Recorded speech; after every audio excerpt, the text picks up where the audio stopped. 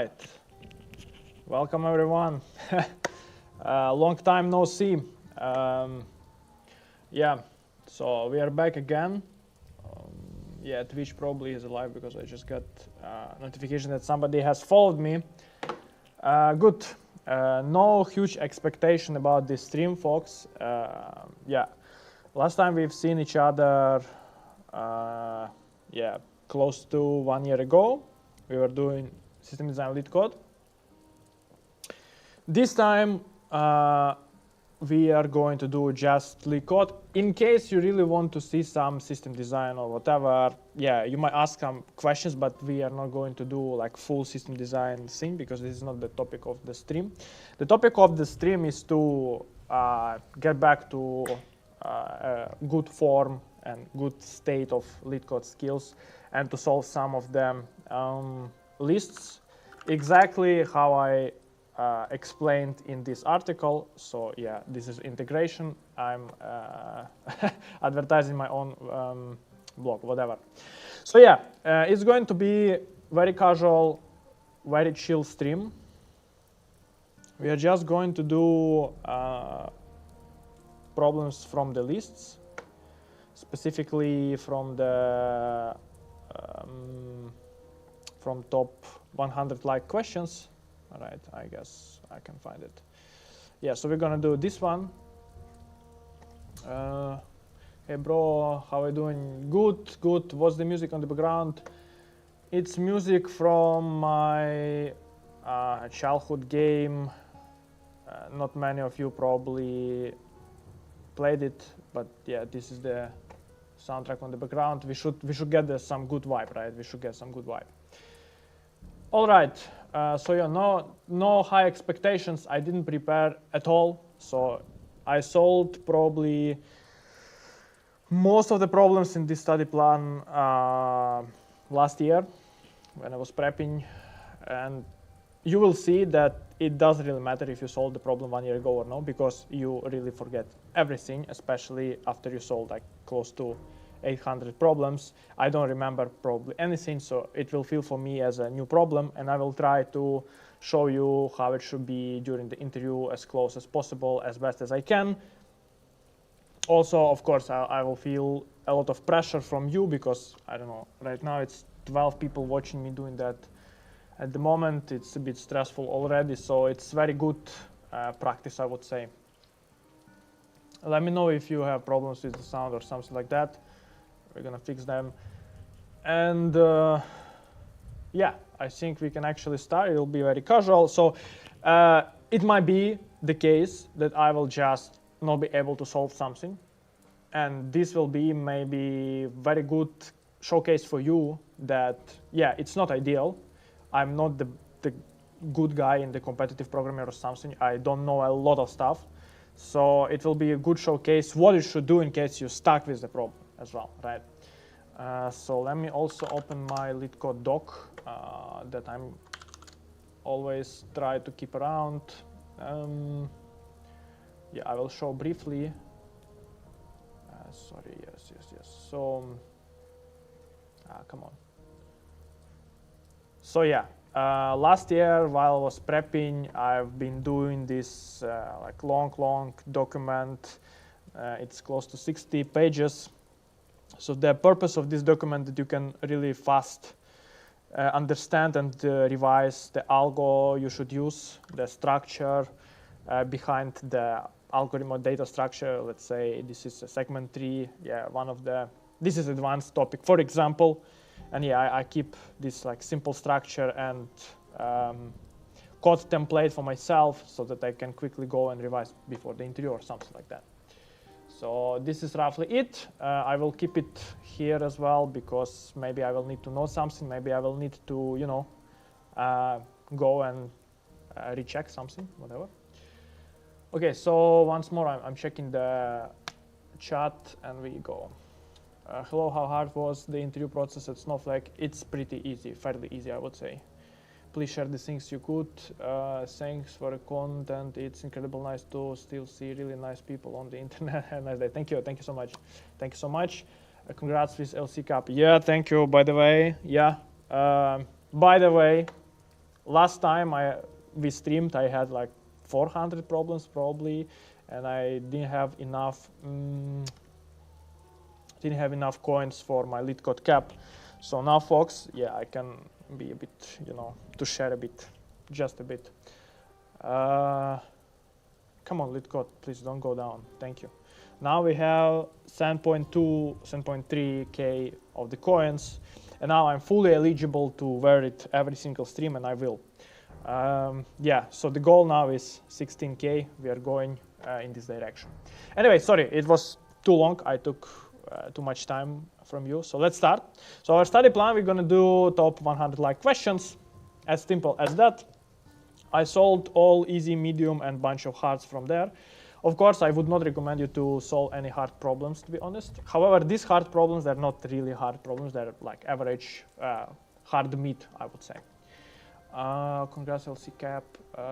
12 people are watching. Just imagine you're at interview. Exactly.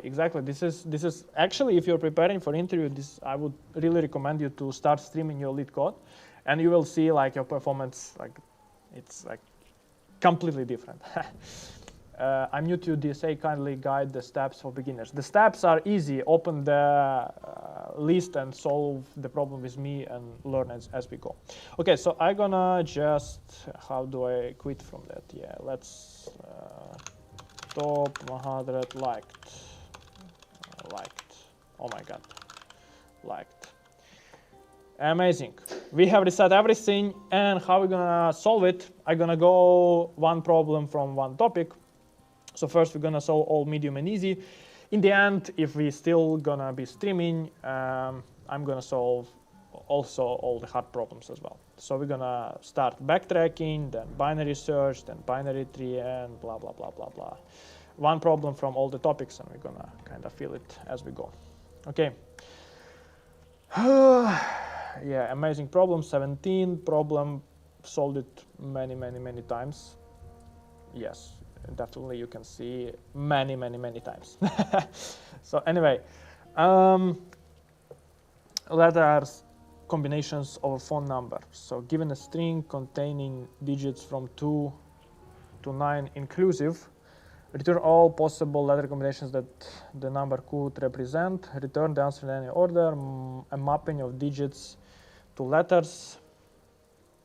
Just like on the telephone buttons, it's given below, not that one doesn't map to any letters. So it's backtracking. The good thing about backtracking is that you don't have to do any optimization. It's kind of expected it will be exponential runtime, so therefore you have constraints less than 4. So let's see the example. If we have 2, we see that we have ABC. So we start with A. We kind of fix it, and then we go next step and trying to iterate over whatever we can have with 3. So in this example, for 2, we might have ABC, and let's say we, for now, we have selected A, and BC is about to go. So then we have, can you see the screen well or no? I don't know. Is everything all right, folks? Let me know, like, put a plus, the sound is okay, you see everything as well. I don't need to increase or decrease resolution and stuff like that. Let me know. Whatever. Yeah, I will wait till you let me know. So we got, let's say we make a static, and then we have a number 3, and we have also the EF. So how it will be performed, since the 3 is the terminating and the last, everything is perfect. Thank you for letting me know. That's amazing. So yeah, we kind of pinned a letter, and since 3 is the last one, we're going to iterate over each one of these characters. So it will be D, then it will be, I can maybe do it like that. So it will be D, it will be E, it will be F.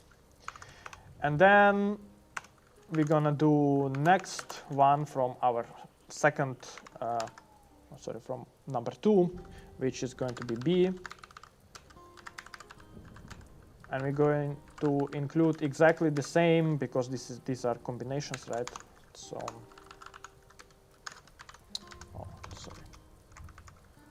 So it will be something like that. So we print A, then we kind of print it or add it to our response AD, AE, AF. Then we print letter B, and again BD, BE, BF. This is exactly how the output looks like. So how are we gonna do it? Like the initial, so that might come to your mind is to use for loop, but if you think through it, you'll conclude that this is not possible because you never know how many numbers you're gonna have. We can have up to 4 numbers. Well, in this case, we actually know probably we can have it with just 4 for loops, right? But overall, this is not how you should solve backtracking. So backtracking is usually solved by recursion. How exactly? You have, in this case, we would have array digits, right? So with these digits, we're gonna maintain the index of current digit. And for each of that index, of course, we should cover all of the letters possible. So we will need a map that maps number to array of characters. And then we're gonna, for each of these digits, we're gonna have recursive function. This function gonna have like a loop that iterates over all the characters. And for all of these characters, we're gonna add it to kinda temporary or like, yeah, temporary state essentially. And this temporary state is exactly single unit of answer, which is AD or AE or whatever, like this string that we're gonna concatenate at the moment of time. And we are going to add to these characters whatever we have from the next iteration. So let's say this is our recursive function stack trace, and we're gonna have index 0, and for index 0 we're gonna have for loop, of course, and for each of this for loop we're gonna of course call I don't know, recursive or whatever. We're gonna call recursive for the index +1, and this recursive essentially should return probably should return array. Or let me think about how can I do it? How can I do it? No, we don't even have to do an array. So I remember that we should keep kinda this, I don't know, current, which is going to be string. And this current, how it should work, that in our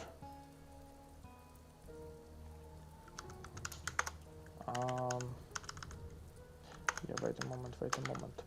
So yeah, it should be kinda current variable.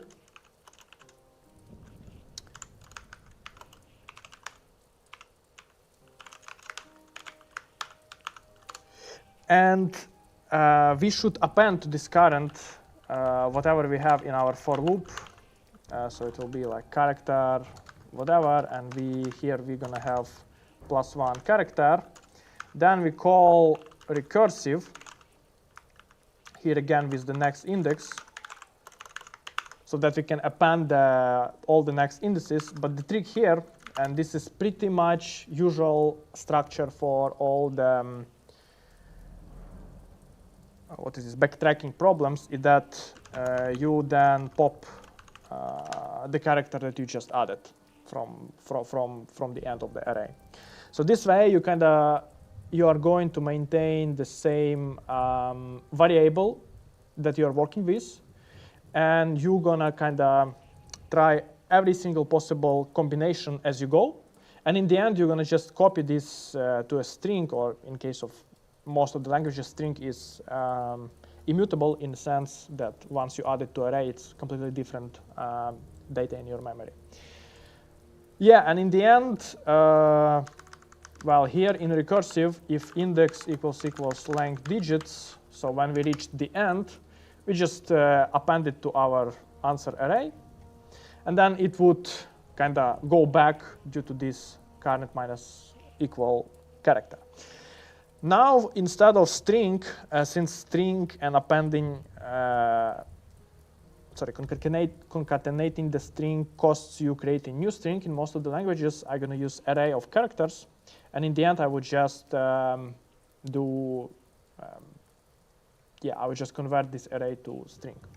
So essentially, yes, we should have a recursive function. In this recursive function, we're going to have a variable called current. Maybe we can even have current variable outside because, yeah, it's just temporary back over data.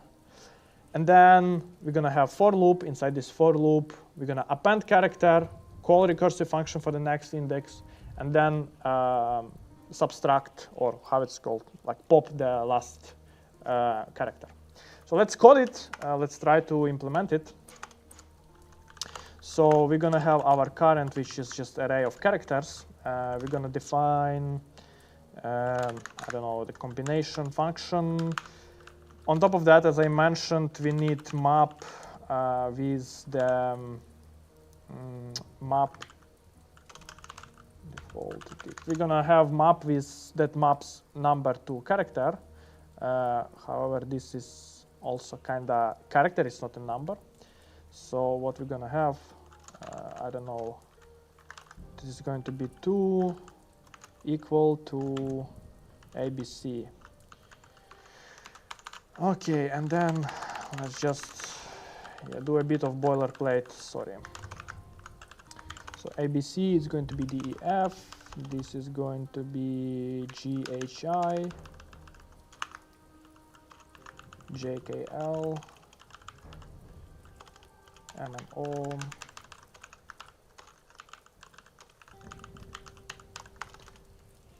seven PQRS, TOV.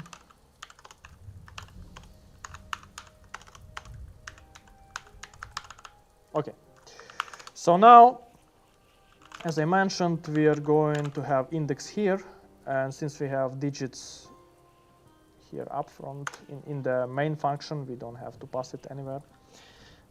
So for number in map digits index, so now we're gonna iterate over these characters, and what we're gonna do, we're gonna add it to our array. Oh, sorry, it's going to be actually not number. Let's name it properly. Character. We're gonna call combination for index +1, and we're gonna pop whatever we just said. So in this current iteration, we always adding character and then we're popping it. So we kind of stay at the same place once the for loop is over. The only one thing we are missing here is the base case. So for sure we don't want infinite recursive stack trace because we're gonna get stack overflow. So for that, we just check if index equals length digits. So if the index is not valid anymore, so we cannot pop, get any more digits, what we're gonna do, we are going to just return and not do anything. But apart from that, it means that our current array is exactly the full one, because it means every single index is going to append specific characters for this specific index. So if we on the index length digits, it means we got exactly the number of characters that equal to number of digits, and it means it's the kind of result we expect to have, right? So in this case, we're gonna have something called answer. I'm gonna answer append, and now honestly I don't really remember what is the Python function for joining, and some of the interviewer might say to you that they can help you, or they can just tell you, okay, use CMD. Some of the coding editors during the interview actually have the CMD, so you can actually do this. And then our array would look something like this, let's say. And as far as I remember, this should be something like that. Sorry. Join. Yes. So this is what I'm gonna do here. Join and current. And then we return answer. Okay. Hopefully this should work. Let's just run it in our mind, because you remember, always you should parse everything in your mind, debug everything in your mind before clicking the run button, otherwise you don't learn anything. So to ABC, D, E, F, G, H, I, J, K, L, M, N, P, Q, R, S, T, U, V, W, X, Y, and Z. Okay, this seems to be correct. Now let's try to debug it. So our answer is going to be empty, current is going to be empty, and index equals 1. Sorry, 0. Yeah, we also didn't call our combinations yet, which is, you know, I already debugged and just find it out. So, okay, we start our iteration. It's index 0. It's not length of digits, so we just proceed. Let's say we debug in this example. And I also usually also do this thing, which is, in my opinion, very useful. I'm adding the indices below because that's way easier to. So, index 0, we go here, we start iterating. So digits on the index is going to return 2, and 2 is going to be ABC. So this character is going to be ABC. So character is going to be ABC. And we are adding current A. This is this current character. We go downstairs, in a sense, index equals 1. For index equals 1, it's still not the length, so we go map digits index 1 is going to return us 3. 3 maps to DEF, so we are going to have DEF. Currently, we're going to have D. And then, since we added it, we jump even further. Index equals 2. And 2 is equals to the length of digits. So that we're going to append joint current. Yeah, it should be D, actually. So we're going to append AD. And then return. Then we return from here, we pop. So D is popped away. And we go another iteration. So the next character is going to be E. Again, same thing happens. We append E here. We append AE. And we pop E again. And then it's going to happen for F as well. So let's just do a shortcut, AF. And then what happens, we run out of these characters, right? So we go way back to our initial index 0, and now we are B.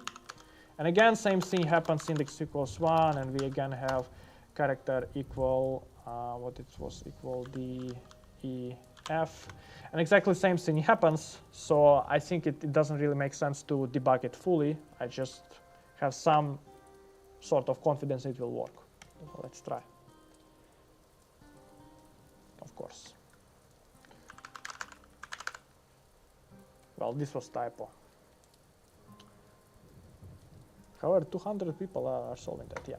It was correct. And it worked. So, yeah, let's study this plan. So this was Fox. I don't know how much time we were solving that. Let me actually even check it right now. So how much time it took me to solve this problem? Like from the beginning, I saw it. Okay, so it took me close to 16 minutes. So 16 minutes, this is not bad time. And you see that if you just sit down and do it like wisely in a sense and use your time well, with all the verbally explaining the algo and stuff, it works well. Now, the next step from interviewer would be usually What is the time complexity of this? And time complexity for recursive functions is hard. It's hard. I have to agree with you. It's not that easygoing process to define this time complexity. So let me define it, time complexity and space complexity. So how do we calculate the time complexity of the function? Maybe I would need to do a escalator a bit, because I'm big enjoyer of, oh my god, I'm big enjoyer of escalator. I just seen something.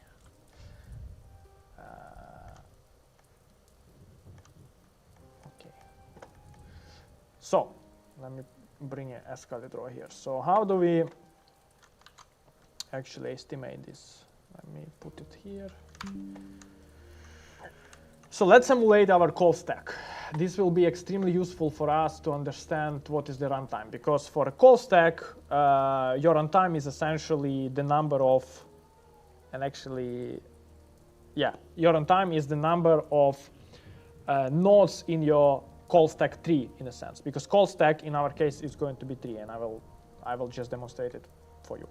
So initially we start with index 0, right? Let's make it simple. And for index 0 here, we are going to iterate how many times, and how many times we're going to spawn a recursive subfunction. It's, in our case, worst case for us would be 4 times, because this is the largest characters size for specific digit, right? So it's going to be, actually, yeah, let's make it iterative. What do you think is the time complexity for this problem and for this solution? For this solution, I would say. Yeah, drop in the chat the time complexity, and then I will explain what it will be. Yeah, let me also check the chat a bit. Variable.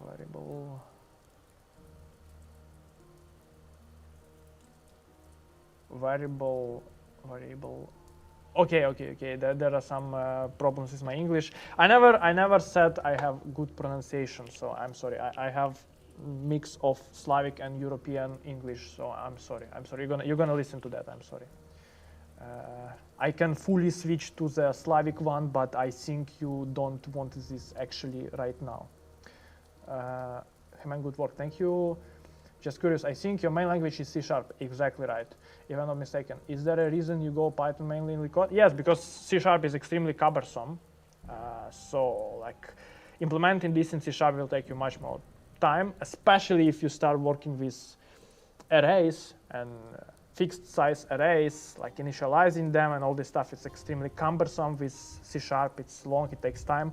So for your performance, it's always better to go with LeetCode, always. Like I lately switched to JS after C#, but even JS, I didn't really like it. It misses some of the functions.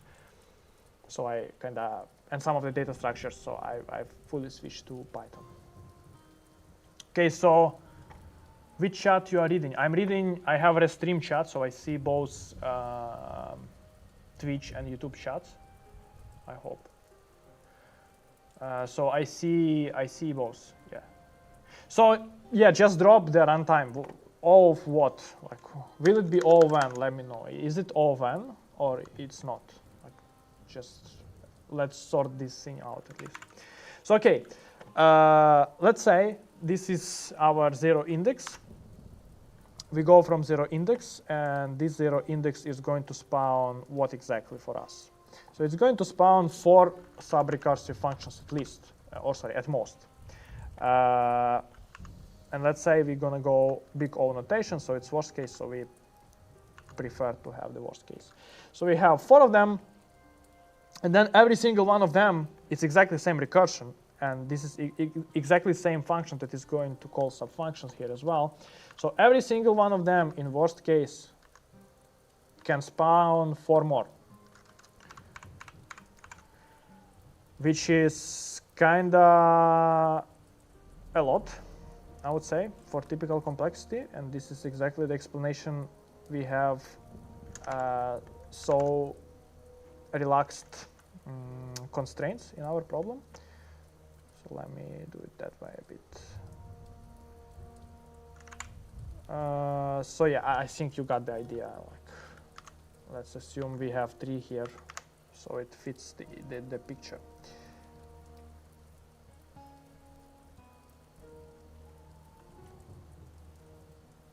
No one put the time complexity, guys. It's you are weak.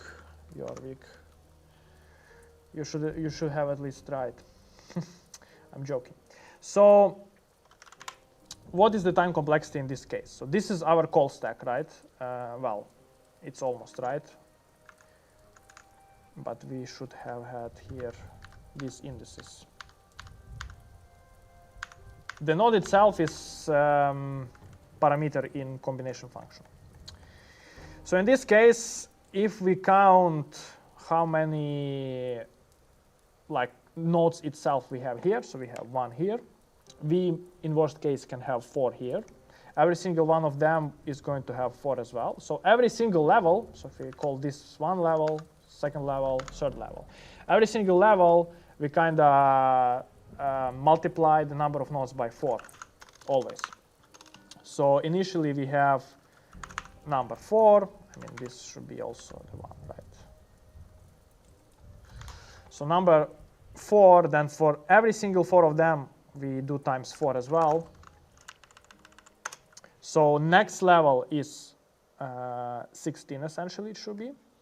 And then we would have, for every single one of these nodes, we're going to have times 4 again. So it will be essentially 4 times 4 times 4 times 4. And the thing is that, oh, sorry, I need to switch to another. Where is it?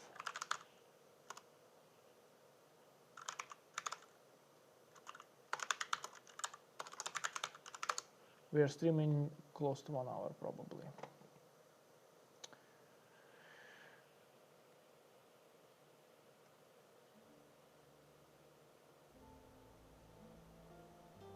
Yeah.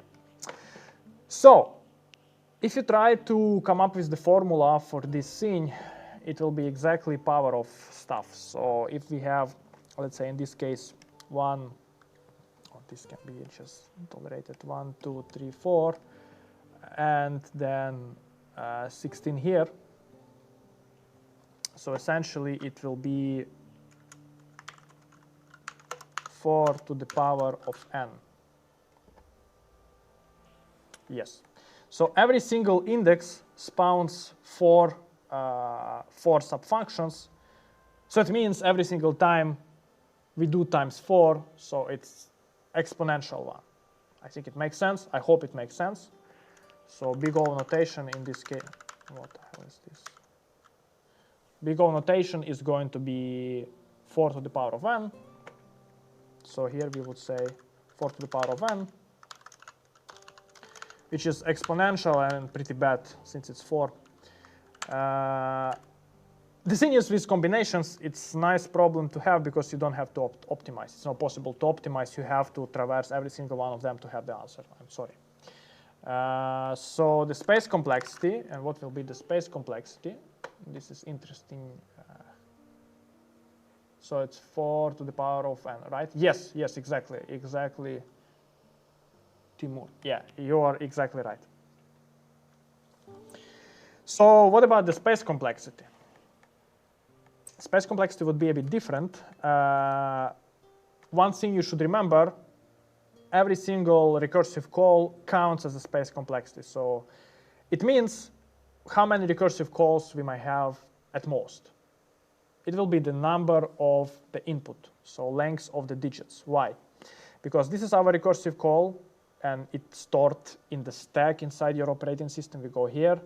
This is recursive call. It is stored in the stack trace in your OS on the thread, and this one is exactly the same. So here we would have 3 items stored on our stack trace because we have, we have number of 2, but this one kind of can be ignored. So we have proportional number let me rephrase it. So the length of the stack is equal to the length of the input in our case. Because once we calculated the last index for this guy, we're going to go back, and from this place, so let me a bit remove. So let's say we go here. From this place, we would append answer, whatever. And then we go back to this stack trace, and we kind of erase the stack trace data about this index, and we go to the next one, which is this one. But overall, it never can be more than 3. So this is kind of the space complexity. In this case, is the height of the tree, which is length of our input. So it will be O of n. Problem is solved. Let's move to the binary search, but let's not start with hard. Let's start with medium. Binary search is always hard to do from cognitive perspective because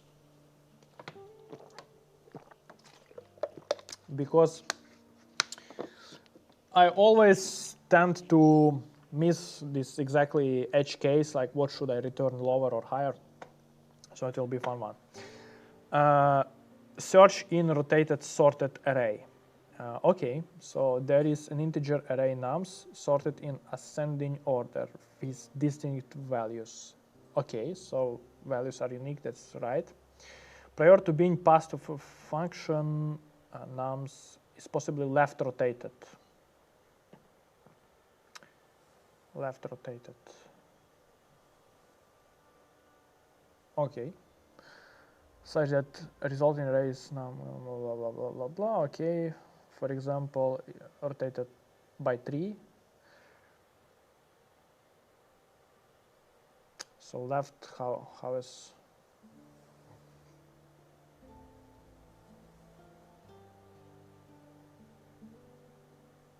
Okay, whatever. So left rotated means that we are passing. So it means that we are passing like this. And then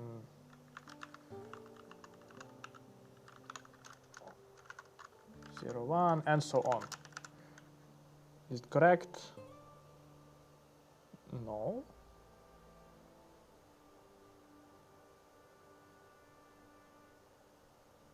No, it's...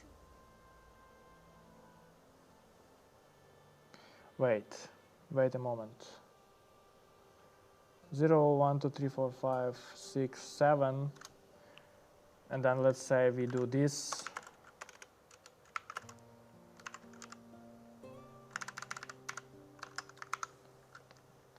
It should be 1, 0. Then it should be 2, 0, 1. Then it should be... Okay, we missed the 3. Okay, now it makes sense. Yeah, so it's moving things from left to right. Okay, whatever.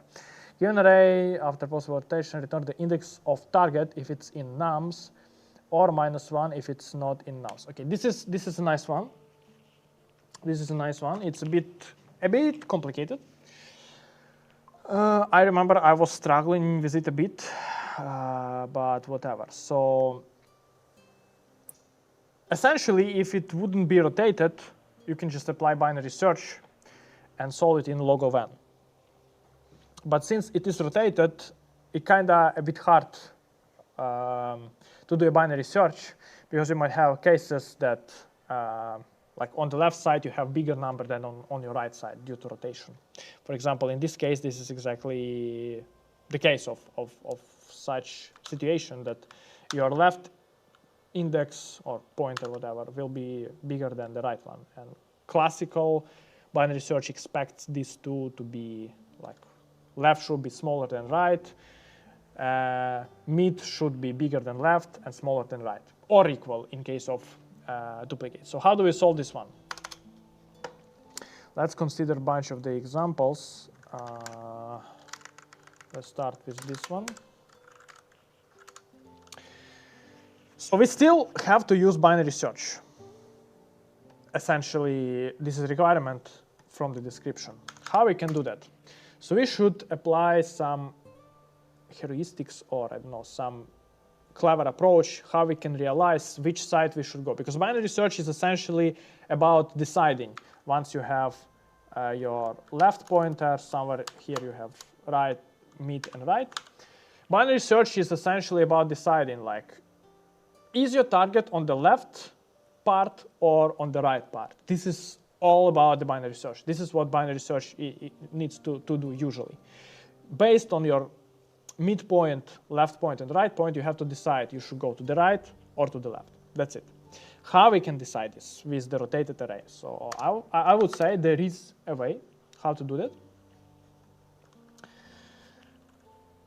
And I actually don't remember this way. However, I solved it many, many times. And you see, I was struggling a lot, and I started 2020 solving this problem, which is kind of fun. And last time I solved it 3 months ago. And I already don't remember what is the way. So whenever I'm interviewing somebody, and somebody is telling me, oh, you know, I've solved this problem, I'm usually like, okay, so solve it again. I think it's actually counterproductive whenever the candidate says to you that he or she has solved this problem before, because now I am, as an interviewer, I expect you to solve it ideally from the first shot with the follow-up. But if you solved it half a year ago, you probably don't remember solution or don't remember it fully, so you will struggle a lot with that, and you might even perform worse than if you wouldn't know this problem. But my expectations are already much higher. So yeah, probably my recommendation would be never say you've solved this problem before unless you solved it like yesterday. Or you have phenomenal memory. Back to our problem. So we have this array. So let's say initially our binary search would be this one. And let me also put the indices because it simplifies my life a lot. So now, what would be the midpoint? The midpoint would be 3, essentially. And now we have interesting case. That we have left equals to 4. We have mid equals to 7. Oh my God. And right equals to 2. How do we decide which one we should go for target equals 0? Totally agree. Exactly. So how do we decide it? So let's try to think. In case we have, I remember there are just a bunch of cases that you might end up with in this problem, and you can actually greedily understand which way you should go. So in case, I think we must kind of realize which case we are at the moment based on these 3 things, and only after that we can kind of decide where is our target. So having this case, let me also maybe bring it to a Scarlet Draw or something. Having this case, we essentially have this situation that from 4 to 7 it's growing, and from 7 to 2 it's probably from next index after 7 it's also kind of growing this way. So essentially if we reconstruct, this should be like this. Let me even put it that way. If we reconstruct it back to normal array, this is our case, right? So how can we decide? But also it can be, yeah, so here we have two cases. Here we have 2 cases, I recalled a bit. So we might have 4, 5, 7, 8, and 2, 1. This is one possible case. We might also have 4, 5, 7, 2, oh sorry, which one? Oh my God, I'm stupid. 1, 2, and here would be 1, 2, 3. What is the difference between these cases? The difference is this thing is for sure growing, so there is no doubt about that. It's interesting about the right part, because right part can be starting growing from the next index, which is this case. Let's say case B and case A. So in this case, we know that after 7, it just starts growing and that's it. in that case, we know that it can be possible that the next digit is still bigger than our mid. So we cannot say that for sure. So in this case, for target equals to 0, which one we should go? I think this is pretty easy to give it a shot and understand that we should go right way in both of these cases. Because the smallest number in the left part is 4. It never can be 0, so it's definitely a case we should go to this part. So starting from 8 to 2 or from 1 to 3. This is the only way we can find it. And if we would add 0 here for sure, then then at some point in this pile of numbers we're gonna find it. Now let's consider further case. Further case would be once we are here and now we have only this 8, 0, 1, 2. Now we have again the case that we have 8, mid would be 0 and right would be 2. No, it's a completely different case than that. So now we are sure, again, let me maybe do it AA and AB. With this set of left, mid, and right, so left is 8, mid is 0, and right is 2. It can be two cases. First case, that to the left from our mid, it can be some bigger number still. Another case, then to the left from our mid, it can be already some lower number. So unfortunately, I cannot put it here because probably we have only positive. No, we don't have only positive, so it's possible.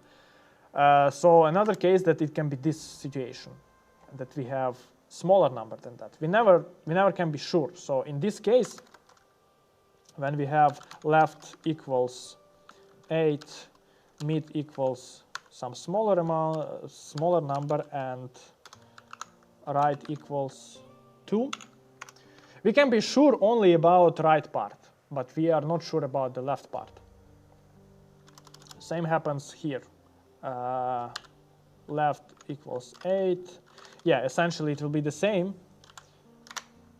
So in this case, we just don't know whether the number after the mid is less than mid or bigger than mid.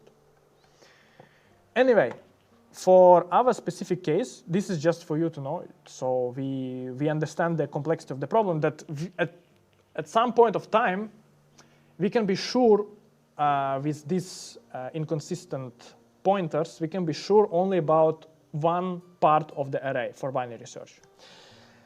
After some time of doing that binary search, we will end up in situation that we have always this case. This is like regular binary search case. We solve it trivially.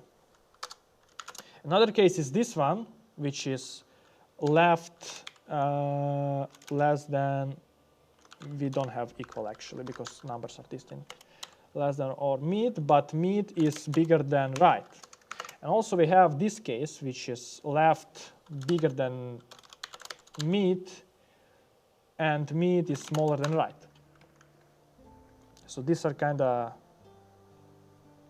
two interesting cases, and maybe we have something more, but let's start focusing on this example here. So how would I solve it? Let's try to do it just in our mind. So initially, our left is this one, our right is this one, this one, and mid is 7. Since our target is 0, and we know that 4 to 7 is the part we are sure about, and it does not contain 0, then we should move our indices here to this thing, which will be left is this one, mid is this one, and right is this one. So kind of these two guys, and then we end up in the trivial situation which is left less than mid, then less than right. And in this case, we just run trivial binary search. Easy. Then another case. We have target equals 3. It will be exactly the same code path because 3 is less than 4, so we for sure know it's not the left part. We go here. Then it's trivial binary search piece, but in this case, let's trace it down further. Since we know it's more than mid, we're gonna shrink our window back to, I guess, this. Left and right is going to be same index, as far as I remember. Yes. It's gonna be same index. And then we would realize that 3 is more than right, or than mid, because mid will be exactly same index as well, so they will be exactly same number 2. And then for that, we would push our left to next index. So our left will be out of bound, and right and mid will leave as a last index. And in this case, left, and we need to return index, right? Yeah, index of target.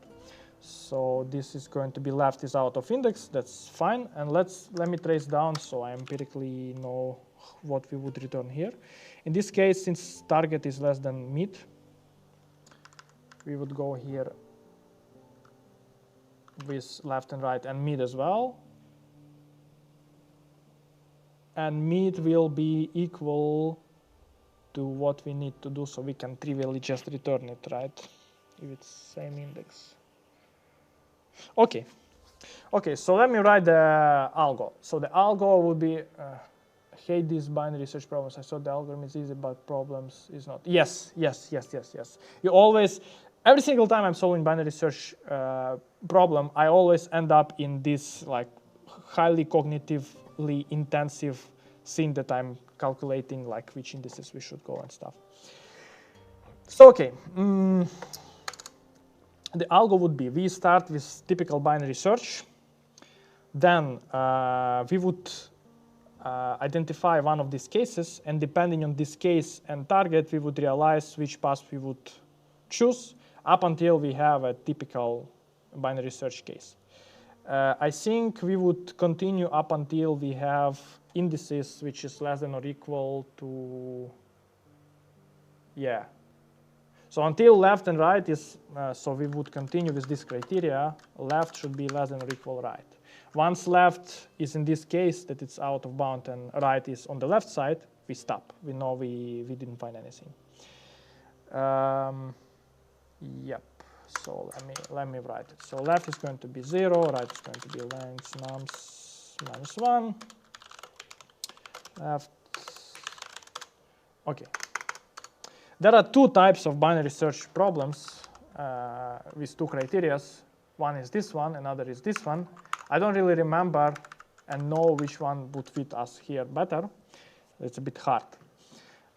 But let's calculate mid, which is going to be left plus right minus left divided by 2. So this is going to be our mid. In case of even numbers, it's always is going to be the left one. So in case we have 1, 2, 3, 4, our mid is going to be always left, a bit to the left. In case of odd, it's going to be precisely medium. It's just the thing you will know. I'm study plan. We are doing top 100 like questions. So now we're gonna have this one: nums left, nums mid, nums right. So we can easily operate over these ones. So first case I think we can do if medium equals target, we just return mid. Easy, we just found it. Now what if it's not? So I identified at least 3 cases. So first one is trivial. If left less than mid less than right, then it's kind of easy. If this is like typical binary search. if target is less than, if target is less than mid, then we essentially set right to mid minus 1. Else, or we can, let's do it just as else. If it's more than mid, then we put left equals mid plus 1.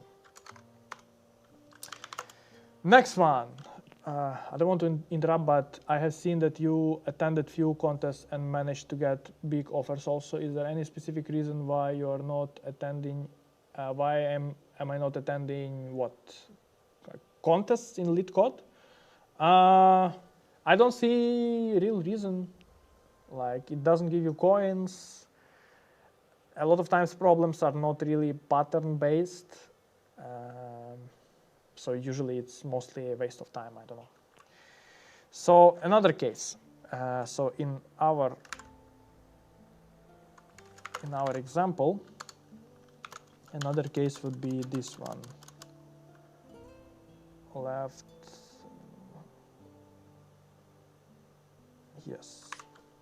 So another case, if our left is smaller than mid, but mid is bigger than right. So now this requires a bit of cognitive effort. If this is the case, we can for sure know it will be not the greatest code. I know it can be solved much easier, but I want to solve it correctly so it solves the real problem. So I would go like really cumbersome code right now. So if our left less than target less than or equal, yes, and target less than, it should be less than mid. So in this case, we know the target is somewhere here. So this is easy. We just shift right to the, right equals mid minus 1. If it's not the case, then, let me maybe do this. We are sure about left part. Trivial binary search. So if it's somewhere here, and if not, we just do left equals mid plus 1. And the last part, I think we encountered if we go, let's say we have 8 here. If we go this one, yes, so the case that I want to handle is when we have this, and that. So in this case, we are sure about the right part. So left is more than mid. Mid is less than right. Exactly. And in that case, again, we are sure about right part. So let's first figure it out. So in this case, if our mid is less than target, less than or equal right, essentially this thing, we go and put left mid plus 1. Exactly. Else we go right mid minus 1. Oh my god, this is it's painful actually. It's very painful to think about this. Oh my god. Yes, let's try it. And you remember there is edge case if in this case we just return minus 1. Because at some point we would meet target. If we didn't meet target and we are out of bound, we return minus 1. Let's try to run this and debug it in our mind, as always. So we have initially this left, right exactly. So meet would be 7. I just know it. It just comes with practice. I know where will be meet. So m is not target because target is 0. So left less than mid. No. Well, yes, in our case, and less than right. Mid less than right. No, it's not our case. Left is less than mid. Yes. And mid is bigger than right. This is our branch. Amazing. And now left is less than target. Target is 0. Left is not less than target. So we move to else. Left mid plus 1. So left mid plus 1. Oh my god. These are our indices. And now we're again computing it. Our mid would be this one. I just know it. And again, we're gonna hit this case. Typical one. So target less than or equal mid. Yes. Yes. So we do right mid minus 1, which puts our right to the same index. And now we would have mid here as well. And in this case, we would hit it and we would return mid, which is index 0, 1, 2, 3, 4, 4. 4. Works for this example. Let's try this one. Target equals 3. So we again start with this. Oh my god, left, right, and mid. So target equals 3. As you remember, we went to this case, and target is equals to 3. We again go to right one, because target is not bigger than left. Target is 3. So we go again this case. It's our trivial binary search, but target is less than mid? No, it's not less because target is 3. So we would go this case. And in this case, we still go in our while, which is okay. Our mid is going to be the same, but target is less than mid. No. So we would go left mid plus 1, which will make our left here. We go out of our while and we return minus 1, which is okay. And for this trivial case, our mid is going to be 1, target is going to be 0. So we would push our right to the left, and again it's going to be minus 1. Let's try this. Let's try this.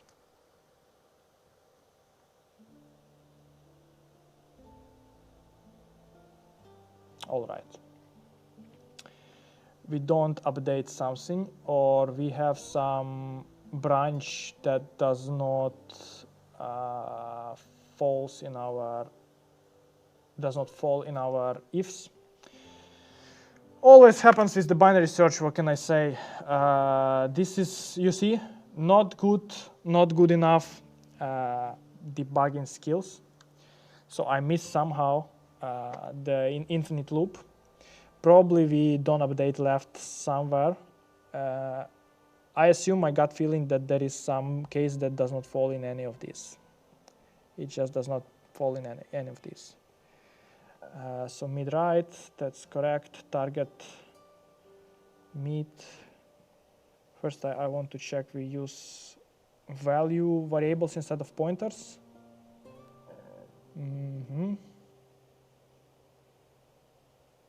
Seems so. So let's try to debug it. Again, I don't know. Why not just do 2 binary searches, one apply bin search to find the edge pivot, second apply bin search to search in left or right part. Yeah, there is even specific problem to find the edge. You can do that as well. You can do that as well, but you can do this with single one as well here. But yeah, your way is possible as well. Okay, let me try to debug it as well. So this is the case when interviewer is saying me, you have a bug. You have a bug and I need to solve it. Okay, let's try again. Target is equals to 3. Left less than mid, yes. Less than right, no. Left less than mid, mid bigger than right, yes. We go here. Left is less than or equal target, because it might be the target itself. Less than or equal to target, left, no. Left is bigger than target. So we go to the else. Left is going to be mid plus 1, which is going to be this. Amazing. Then our mid, maybe mid formula is weird, I don't know. So left equals,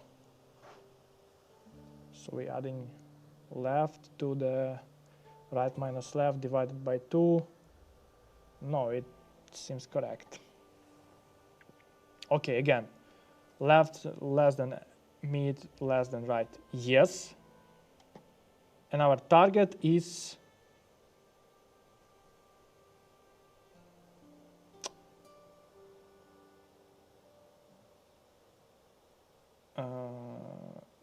okay, last target is less than mid, no. So we go left equals mid plus 1. So we're gonna go left is here.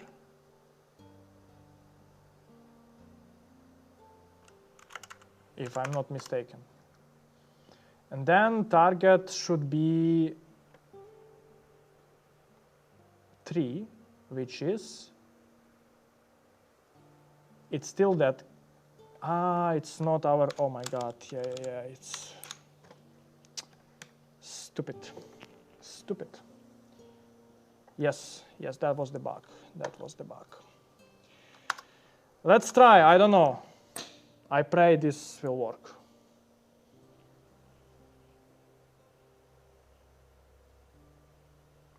No, probably we can hit some infinite loop because we faced some edge case.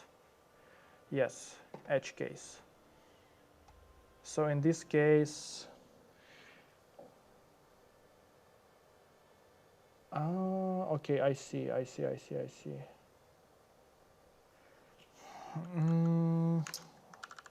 where is the problem. Our mid can be the same as left when we have small enough window. This is the edge case. I didn't count for you. Let's try this time.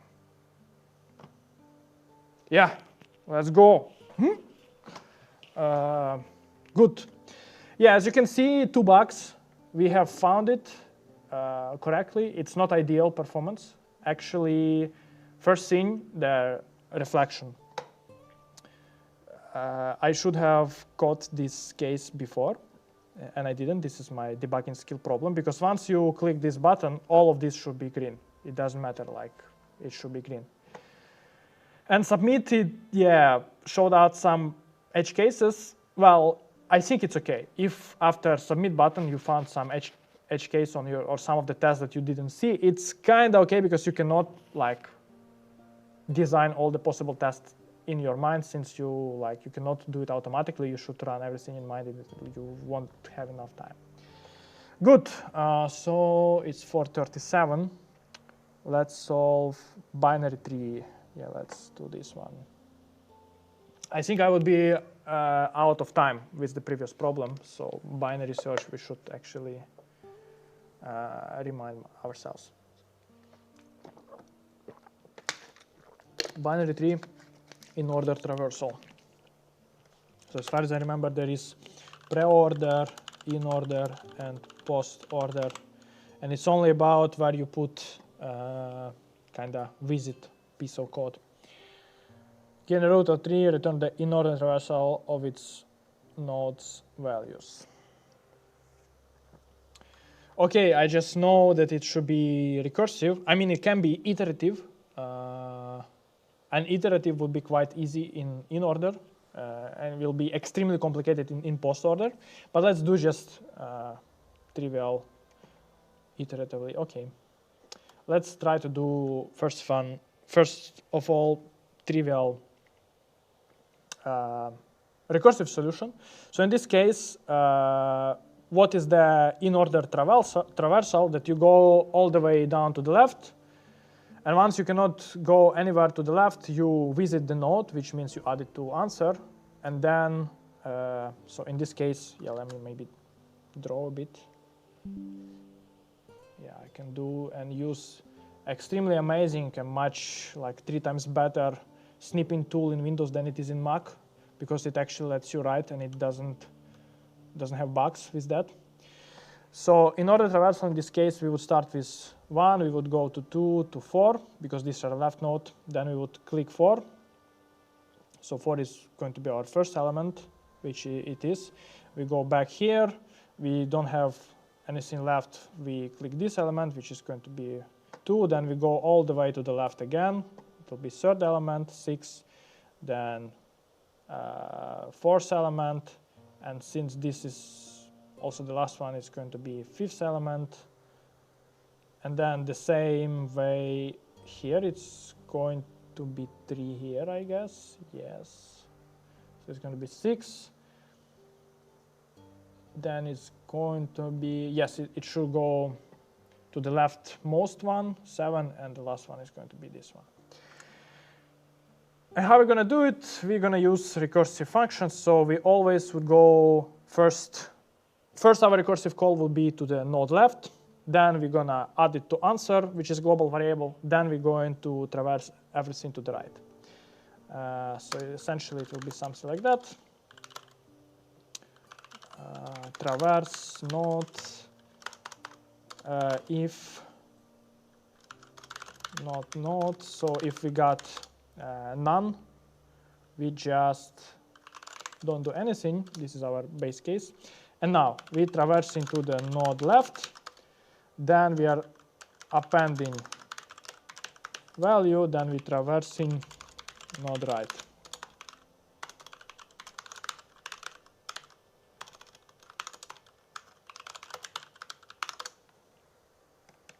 It should work. I just have feeling now. Like I feel it. I feel it. It's the right one. Now follow up, which is a pretty obvious one. That can be asked during your interview is like, can you do it iteratively? So usual approach, which actually doesn't work with 3 traversals. Usual approach would be just to emulate stack. So can we do it here? Probably we can. We put node.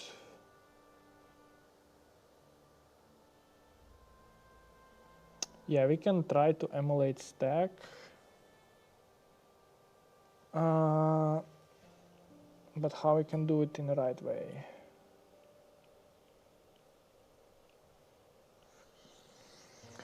So can we just put it to our stack? Let's say we would have some stack.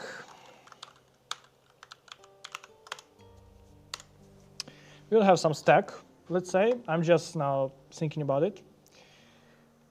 And usually how it works with stack, whenever you call the recursive function, you actually don't call a recursive function, you just put it on the stack and you pop whatever is in the stack.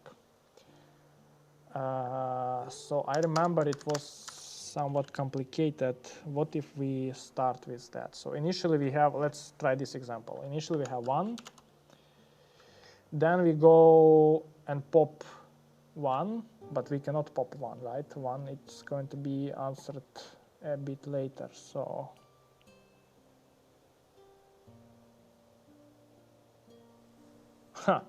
yeah, we cannot actually pop 1. If we pop 1, we still cannot push it as an answer.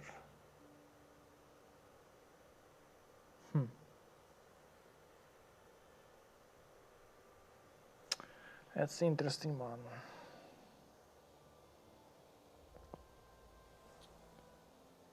This is an interesting one.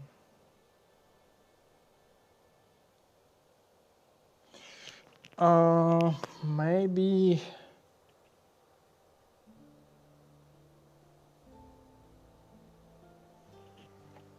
I don't remember, to be honest, how to do it iteratively.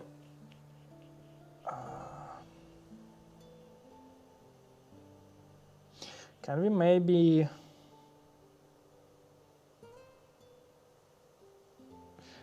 have it as a state? I remember it was kind of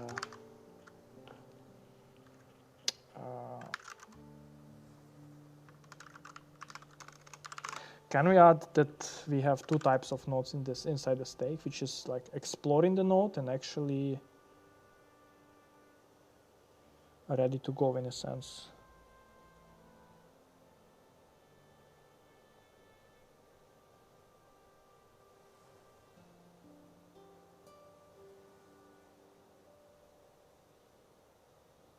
Or maybe we can do it with two stacks. Can we? I don't know, let's try. I'm just thinking. I don't even know how would I do it by hand, manually. So let's try, let's say we are on the node 1, we pop it with this stack, but we do explore two of them, which is 2 and 3. Now, essentially, we should have first put a node 3 and then 2, so from right to left. Then we would pop 2 and put it here.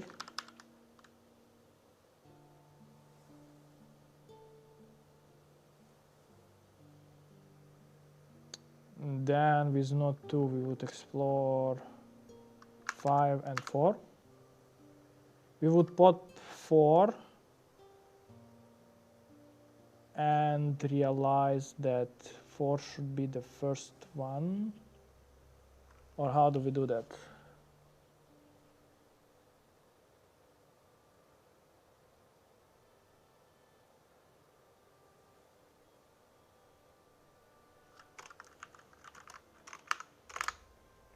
If we put 4 here.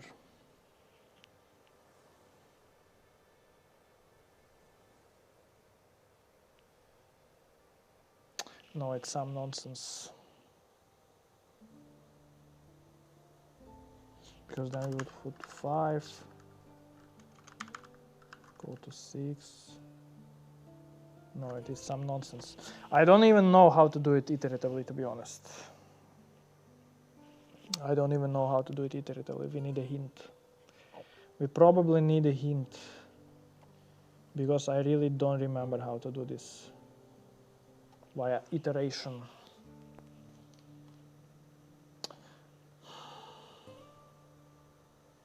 Yeah, maybe we can. Yeah, maybe we can divide state for this and for that as separate state. This is what comes to my mind, that we should have different state. Yeah, we should have before state and we should have after state. And if it's after state, we kind of should pop it up.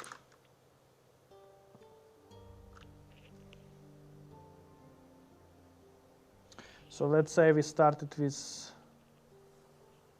1 in before state, and then we change it into after state because it was just popped, and we store 2 in before state and 3 before state as well. Actually, should be again vice versa.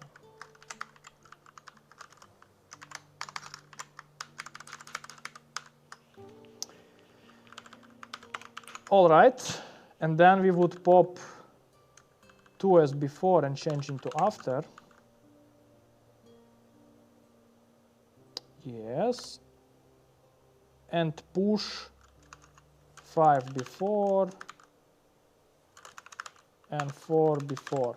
So by before I mean that this is before answer append and after it's after answer append, because these are two different states essentially of our recursion. So when we have 4, what we're gonna have with 4, we just understand that it does not have any children, so we would convert it to after, let's say, and then we would start popping our 4 after, and this is going to be answer, let's say, and we're gonna put 4 here. Amazing.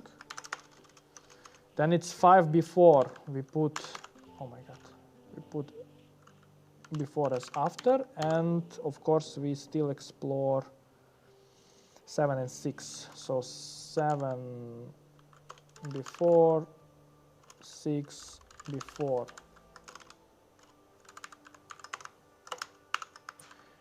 We take 6 before and change into after, we pop it. 6 is going to be here. Fuck, we again fucked up. Because we missed 2 after somewhere.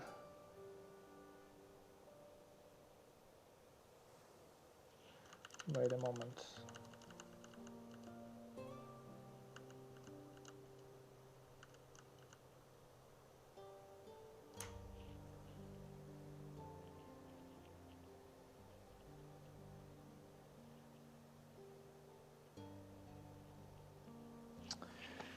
Okay, I don't really remember. So it would be a good learning. Let me do them this. We need the help.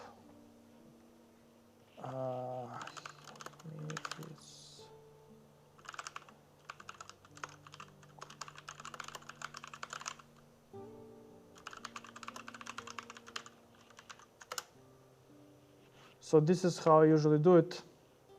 I mean, I couldn't solve it for a very long time, right? I don't have idea just. It's not that I have just brute force solution. No, I don't have any solution at the moment. I just don't remember how to convert from recursive to iterative.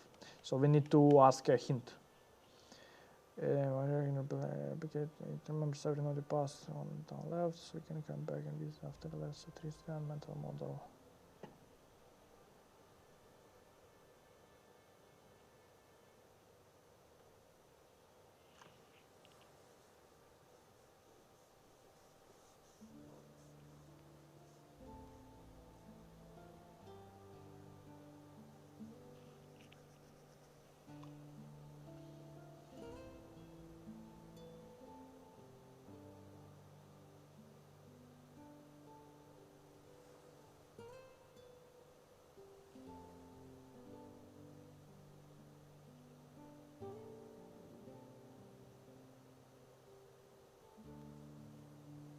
Okay.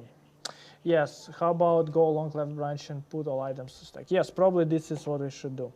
Okay, so it's working over current equals to root. Oh, we can actually leave it.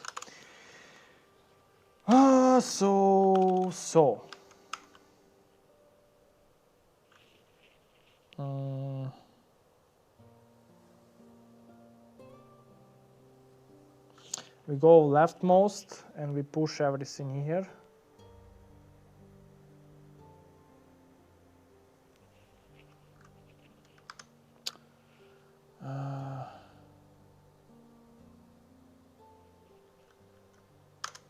Okay, let's do it with our array. So while current is not none, what we are going to do, we are going to do the leftmost.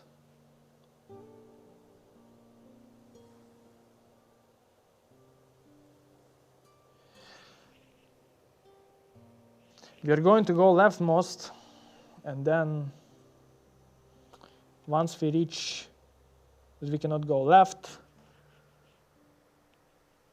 we should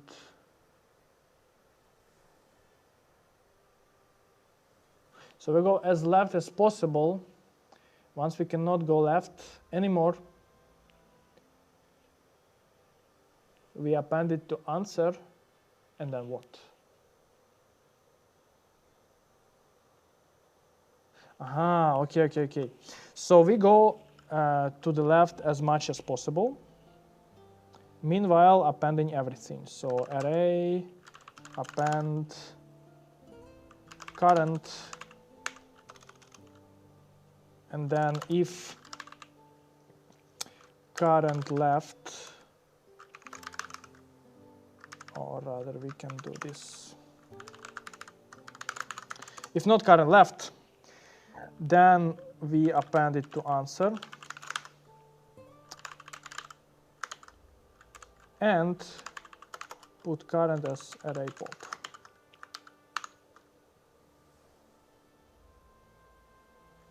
Right? Or no?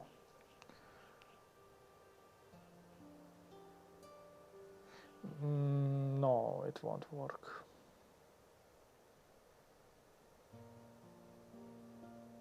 It will not work actually.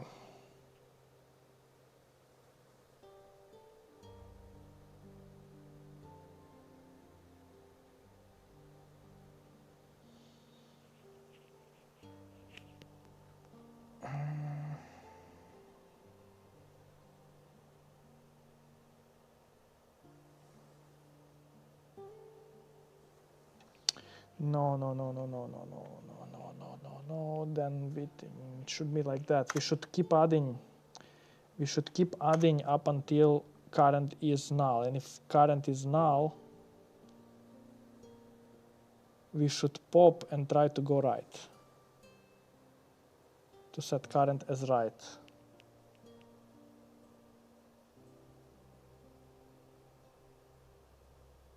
Oh my god, it's so complicated to me for some reason. So if we try to go left, and we can still append current while we are going. Yes, that makes sense. Once we reach out, we should start, but then we should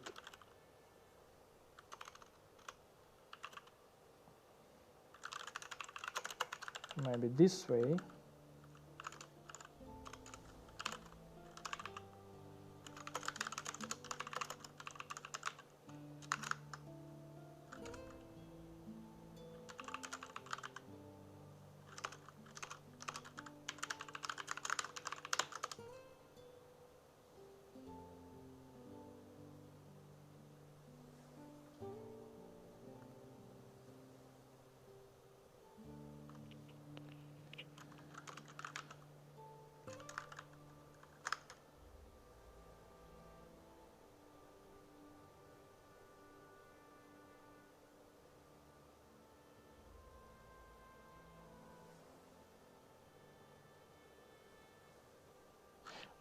Where do we go? Okay, I don't know.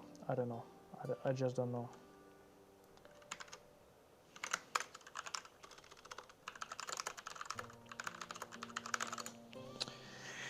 This is one thing that, yeah, I will need to relearn. The problem with in-order and post-order traversals that you cannot simply emulate stack for these things to make it iterative. It has a bunch of very kind of complicated things. So let's check it out. This one I failed. I would fail this interview. Well, follow up for that. Oh, I hate when people are doing that. Okay, so this we got right actually. So while current we append it to stack and move it to left, but once it's not left, we pop in, appending, and then okay, it looks very simple, but it wasn't for me. Let's check it works still. Yeah, it does. Yeah, so this one actually I will need to add it. Yeah, I have it.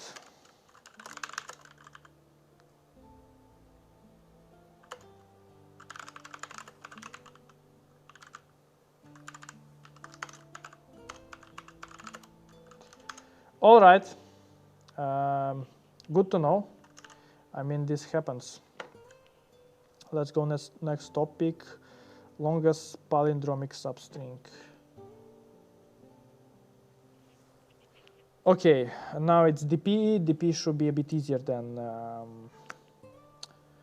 iterative traversals. Given string S, return the longest palindromic substring. So, okay.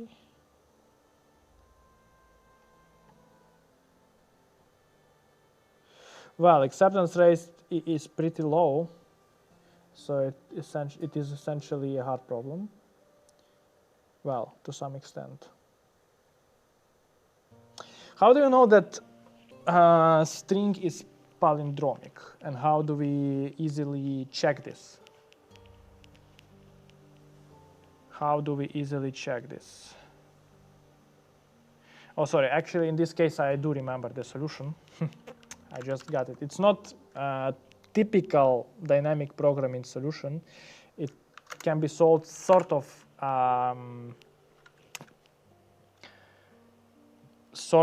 greedily. So how you should go?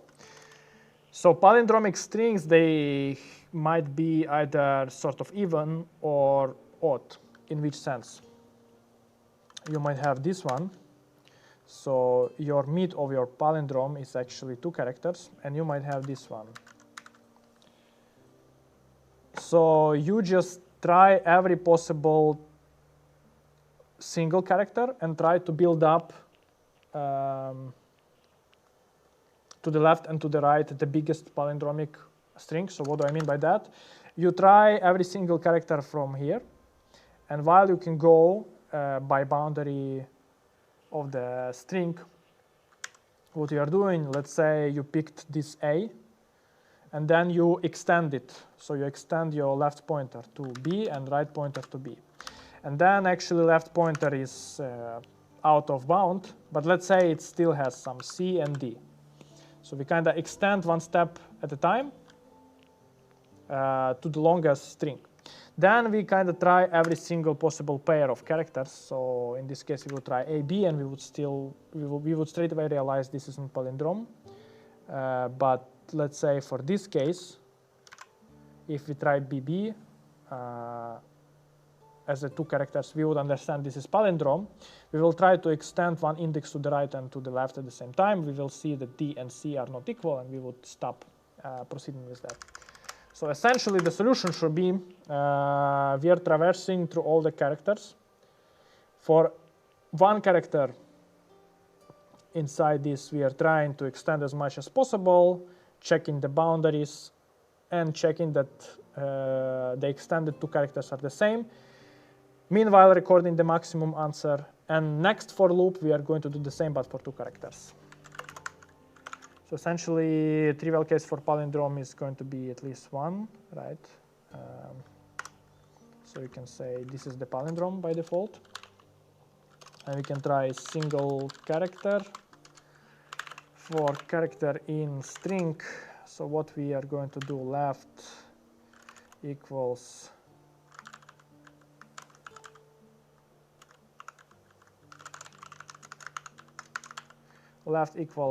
I and right equals I. And then what we are doing,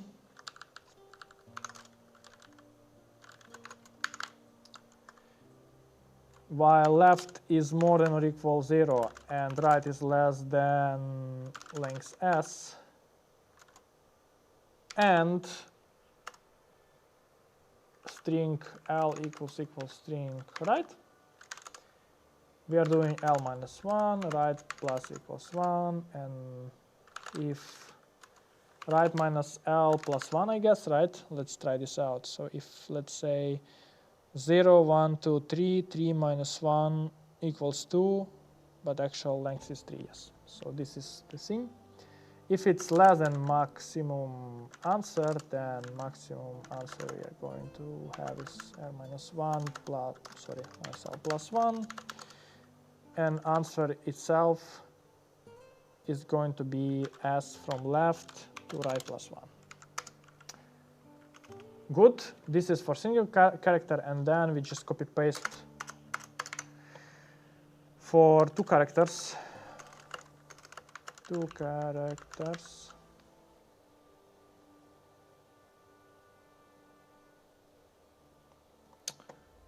Well, essentially we can decouple this to single. Yeah. Let's decouple it to helper function. Build out, let's name it. And for that we have L and right. L and R as pointers. Amazing. Yes, and then we can kind of build out left and right.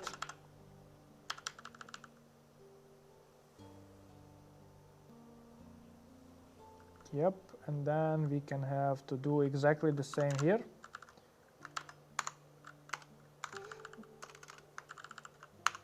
But in this case, actually, we don't even have to have this character. Sorry, this is my bad. We can have just range.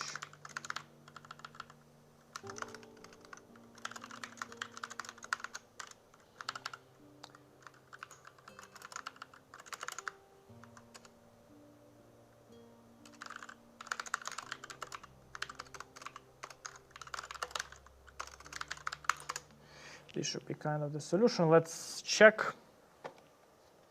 So we got default one, then we start single character. It should be every possible single character. Good. Build out. Yes, yes.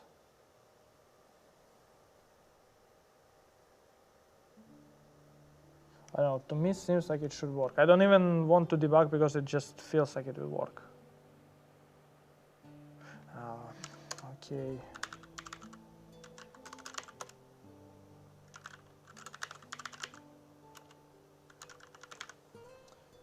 This is kind of Python errors, whatever. No, it doesn't work. Okay, good. Now we're actually starting debugging. For me, it seemed like it should work.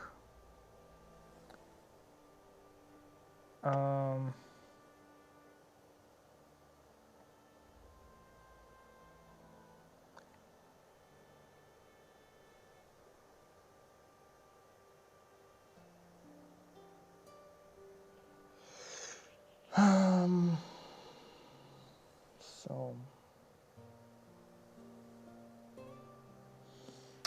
let's try with this one then. Start with B, let's say.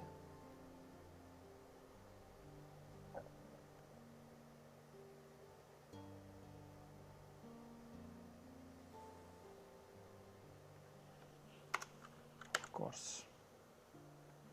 Stupid.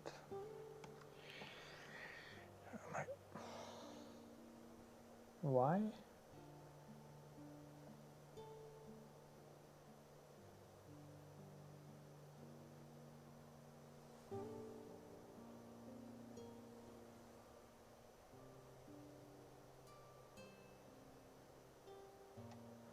Okay, this one I don't really understand.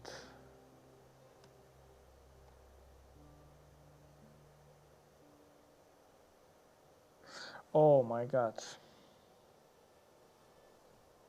Yes. Yes.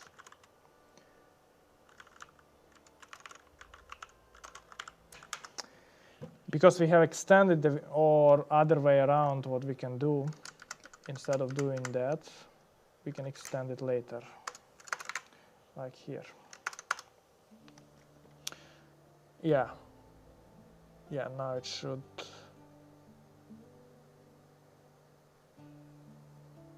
Let's debug again still. So for B, we start with this index. This all should be valid. This is not true. So we would extend, L will be less than 0, we forget about it. Then A. For A, these are true, this is true, this is not. We extend. Yes. We extend, and then this still should be true, and this should be true because B equals B. This should be true, and max answer should be actually the right one.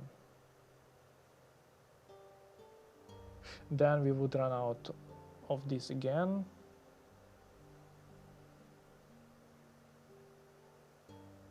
Yeah. So I will be done. This should work. I don't know. It should work. And it is working right now. Okay, let's try.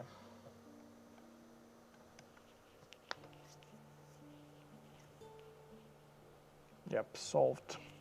But this is not classic DP problem actually. This is more like niche solution. With regards to complexity, this scene would take us O(n), because worst case we're starting in the middle and we extend our window of left and right till the end. This is O(n), this is O(n), so it's n squared actually. For the time complexity, for the space complexity, we don't have recursive calls. We have only two variables to store. Well, essentially, this is also O(n), essentially. But we will have this only n times. Let me finish with space complexity. It's not, well, in a sense, it's DP solution because we are building on top of the ready-made solution, but it's not classic DP. So for space complexity, to me seems like it will be constant because we don't actually store anything here specifically. For time complexity, it's a bit, it's a bit weird. So this is O(n), this is O(n), and this might be O(n), but this will be O(n) not for every single this call. It will be O(n) only n times. Still square. It will be O(n) plus n. This, why? Because let's say we would have 100 build out function calls, but substring, which is O(n), by the way, this is O(n), it will be called only the time when we found bigger answer than we have already known. So that's why this string is not going to be happening every single call of build out. So we cannot correlate it. So instead we express it as another plus n, which is irrelevant in big O notation. So that's why.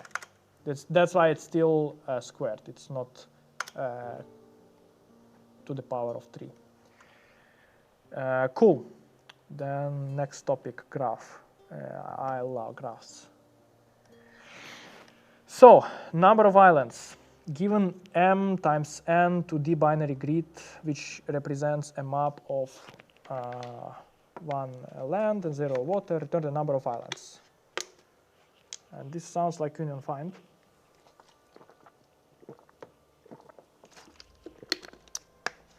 This really sounds like union find.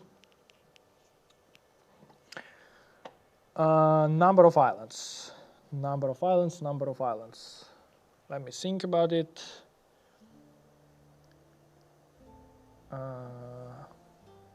Only horizontally or vertically. All right. So this is the island. 1, 2, 3, 4, 5, 6.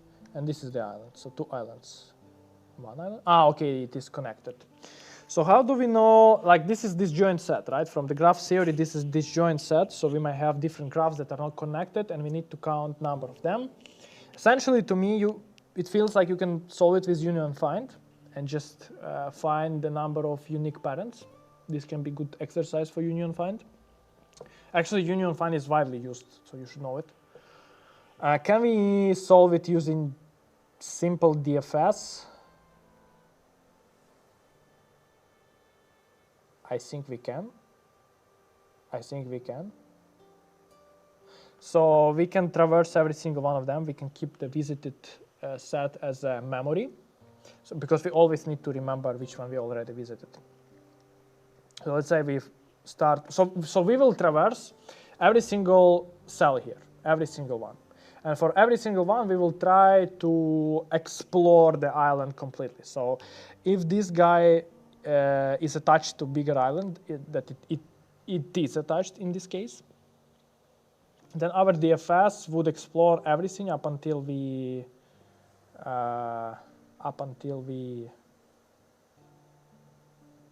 Yeah, up until the boundaries, it will explore everything, and then it will mark everything as visited. And once they all will be visited, we will go to next cell, and this will be already visited, so we don't spawn DFS, so we don't count. Yeah, so it can be solved using union find. It can be solved using simple DFS. Time complexity roughly will be the same, I guess. There are people in the office, strange. Okay. So let's try the simplest one, the DFS. I think this will be the simplest one. The time complexity would be O(n), essentially. So we will touch every single cell at most 2 times. How are we gonna do? So like plan or mental model for this. We are going to traverse every single row. So we're gonna have 2 for loops with row and call.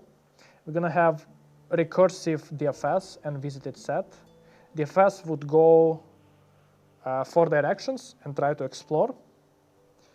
Exploring means putting the row and column tuple to the visited. In our for loop, whenever we don't have already visited row and column, we mark it as visited one, and we mark it as an answer. So we're gonna have 1 more island. BFS, about BFS, so I see the comments. BFS is proposed. Can be BFS, maybe. I don't know. Yes, nothing prevents you from BFS. So instead of recursive DFS, you can use iterative BFS with Q and then just explore same way. Nothing forbids you from doing that. So I don't know, you can do any one of them, but for me DFS is a bit less cumbersome and less code, so I would do with this one. We can do BFS if you want to as well, it's no problem. So let's start.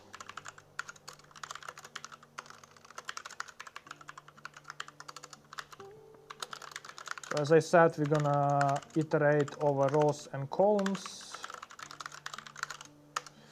Then we're gonna define our function for DFS. And for our DFS, we're gonna have visited at row and column. For that, we need visited.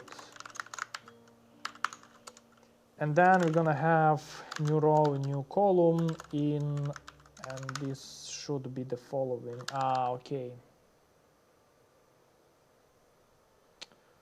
Yeah, we can also, we should put a guard because we can go out of bound. So if r is less than 0 or r is more than or equal rows, rows or less than 0 or more than or equal calls, we just return. In this case, r plus 1c, r minus 1c, r c plus 1, r c minus 1. And then we can just call DFS on any of them, on all of them essentially, and mark them all as visited. Yep. Yes, probably feels like right thing to me. And then if row and column not in visited, we just increment the answer because it means we found a new island and we're gonna explore fully this island. And then in the end, you just return answer. Let me check this. So rows is going to be grid, right, visited is set is initially 0. This will check boundaries. Seems to be correct. If it's in boundary, we put to the visited. We don't check whether we, yes, we should do this. If row and column in visited, return. So once we face some cell that we already visited, we shouldn't proceed anymore, which kind of makes sense. If we didn't reach this cell before, we proceed and we try to explore.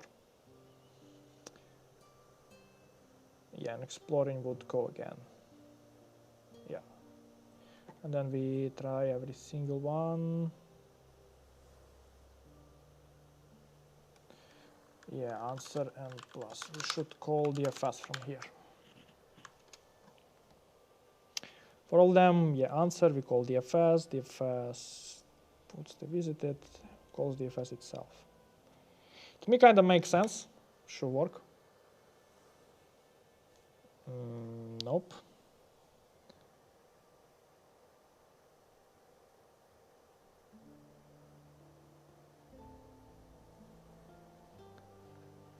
This doesn't make sense.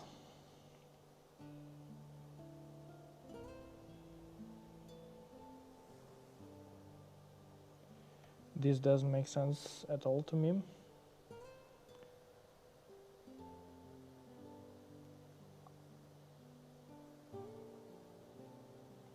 I'm stupid. I missed one important part, that we should actually check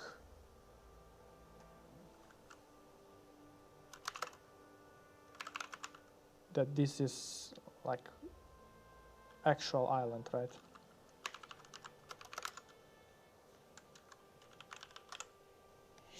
Because right now what happened, that regardless whether it is 1 or 0, we just DFS everything, so it always will be 1.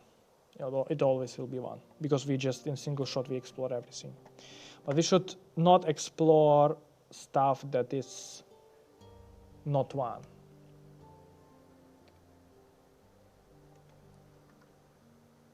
So in this case,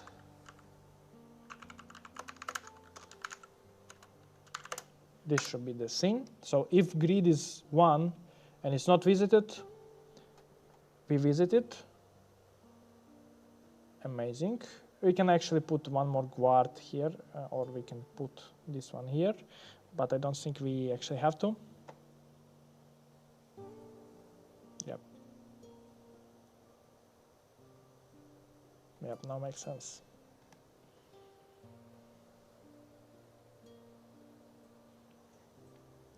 Didn't get it. What?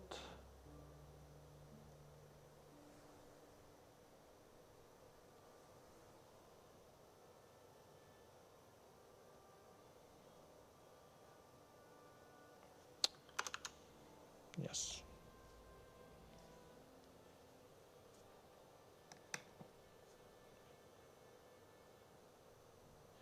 Yeah, classic one, not hard one, but still self-reflection. So first thing, I somehow completely missed the part that I don't check that it should be 1 still, somehow.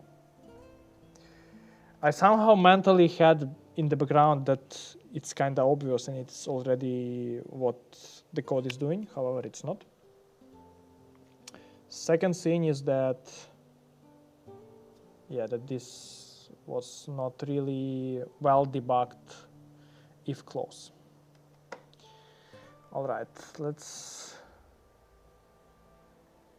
solve more. Greedy. Greedy is the hardest one usually. Greedy is the hardest one. Typically, how long do we stream, by the way? I feel already pain in my throat.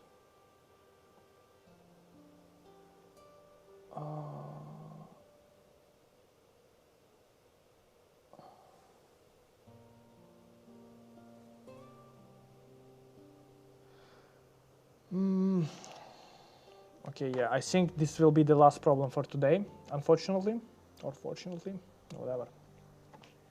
So greedy problem is essentially a hard one because typically they have very unique approaches that you might not just come up with, and usually they don't have pattern, so you cannot learn greedy problem as a pattern because they are always unique. They're not like TP or something. So okay, we have array of integers initially positioned at index 0. Each element nums1 represents maximum length or forward jump from index I. In other words, if you are at index I, you can jump to any index I plus j where, okay, return the maximum number of jumps, the minimum number of jumps to reach index n minus 1 the test cases are generated such that you can reach index n-1. So we always can reach. The thing is that we should do it with the minimal one. I remember this problem can be solved with dp, but this is not the topic for this problem.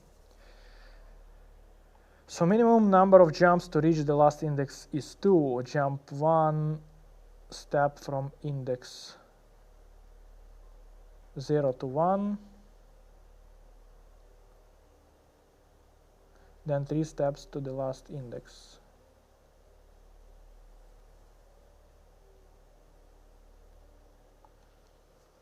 Okay, I remember the greedy approach, and I can sort of recall it. Yeah, let's do this. Use amazing snipping tool from Windows. So I remember that what you should do once we are here, essentially we are here, our index, oh sorry, I need less. We are here. Once we are at this index, we can essentially jump either to 3 or to 1. And how we should decide where do we jump, we should decide greedily, in a sense that we should decide the maximum possible range that we can open with this. So let's say we jump to index 3, which is this one. And in that case, what is our range? Our range from this 3 is these 4 numbers. So our range, essentially, if we count the indexes 0, 1, 2, 3, 4, our range is 4. Whereas if we jump to index 1 instead, 1 is covering only 1 ahead, which is index 3, which is less. Therefore, we would choose to jump to the index 4, because this is the best option we can get right now. This is sort of the logic behind that. Now, how do we implement this? I remember there can be a bit of complicated code with this. So yeah, let's try to build a mental plan in my mind. So this is the main thing. So essentially, we're gonna need to have an index that's apparently true. Then from index, we can try for loop probably, or not for loop. Yes, for loop. For loop, and with for loop we're gonna try to remember the maximum answer we can, the maximum index that we can jump, absolute number, by the way, it should be absolute number. And then for I, given, in our case, nums index, or I don't know, let it be j. So this is the maximum number of jumps we can do. And how do we understand which is the maximum? So maximum should be maximum or out of maximum already. And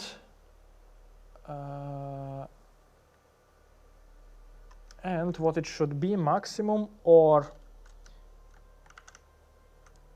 index that we are currently staying at. So let's say this is index that we are staying at, plus j, which is number of jumps we can reach.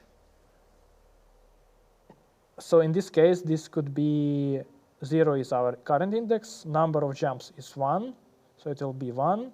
And we should also add plus nums,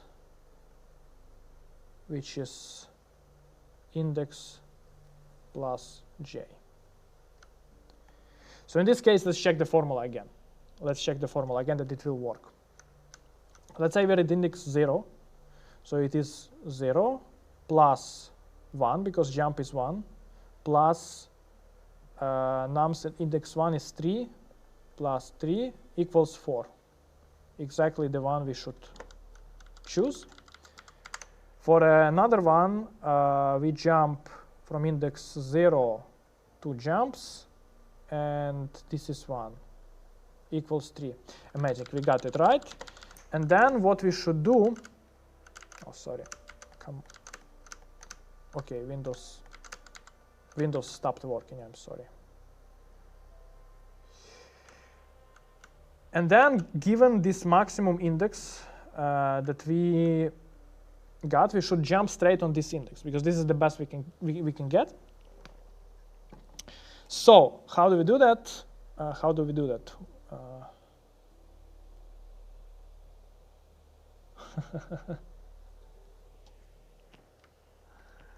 Yeah, exactly. So how we can do that is that we should just jump, but I mean recursively I see how can I do that, but I don't know whether recursive is the best way here. Can we do it iteratively? Like recursively could be easy. You can have some function recursion with index, and then just once we got the maximum in this for loop, we just call recursive with the maximum index. That's it. Like that's the idea. But I think we can do it even, or let's maybe convert it as a follow-up to the iterative solution. So the mental model behind this is that. So let's our recursive function, or I don't know, yeah, recursive function. We have index. For that, we define maximum as what we can jump, as we can jump maximum as 0. Then for, yeah, default case, if index more than or equal lane nums minus 1, right, we should reach the last. Yes. So in this case, we return,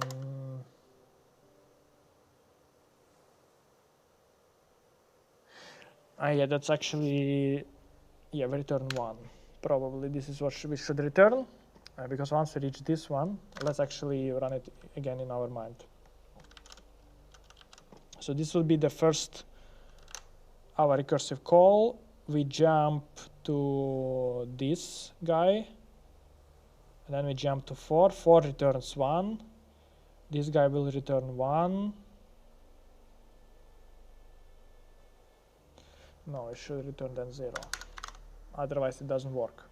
So if this recursive call returns 0, then 3 will return something like 1 plus recursive call. So once we do this for loop, what we will do is return 1 plus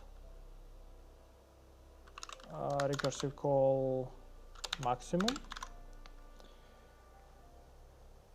So this will be with 3 and we still with 2. So 2 will get exactly the same. Or no, wait a moment. Yes. So we will start with index 0. Then we will jump to index 1, and then we will jump to index 4. So it will be 3 recursive calls. Then we should return only, the increment only twice. Yes. Now, let's do jump in range nums index. And maximum is going to be max index plus jump plus nums index plus jump.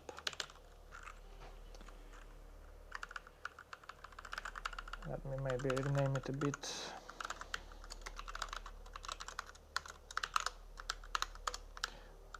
And let's try to debug it. I think this time we actually need to debug it.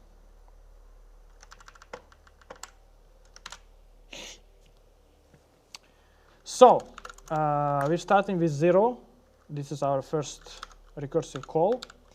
So from 0, we are going to return 1 plus and whatever we're going to return here. Now from 0, where do we jump? Where do we jump? So we have 0 plus jump, which is essentially, oh wait, it should be this one, right? It should be this one, because there is no point of jumping 0 times. I mean, yeah. And in Python, the upper bound is exclusive, so it means this will be the number we will get the last. So how it will work, that our max index is 0. Right, max index is 0. So it can be 0 plus 1 plus nums with index 1 is 3. Let me actually put the indexes. It's going to be 3, which is this, equals to 4. Maximum equals to 4. Or we can have jump as a 2, right? Go to this, so it will be 0 plus 2 plus 1, 3. 3 is not bigger than maximum. We skip. Max index is going to be 4. So next our jump would be 4.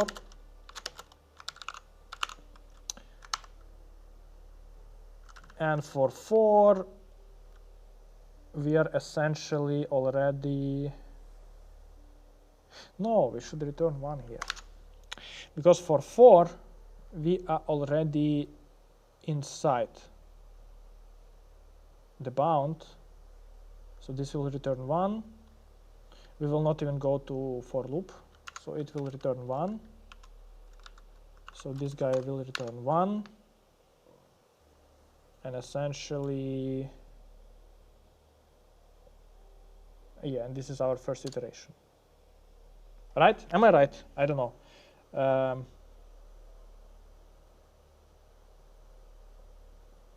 It'll be 1 plus...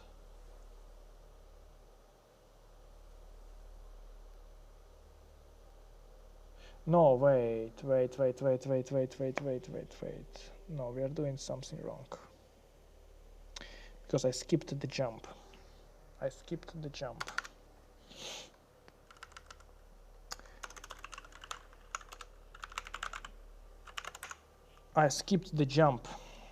So how it should be? Max reach. Yes, I skipped the jump because on this 0 index I just calculated and jumped straight away with missing this one. It was my bad. I should definitely stop soon.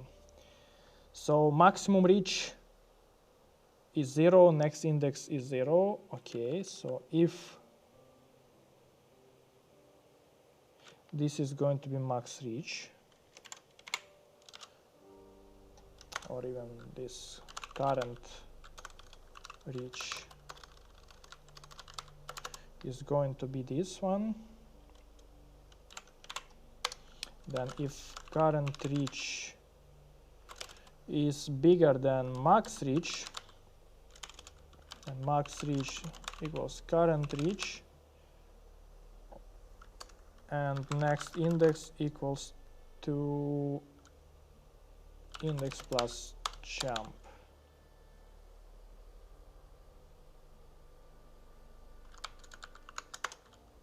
Yes.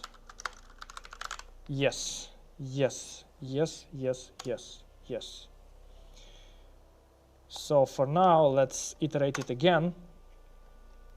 So max reach and next index I equals 0. Ah, fuck.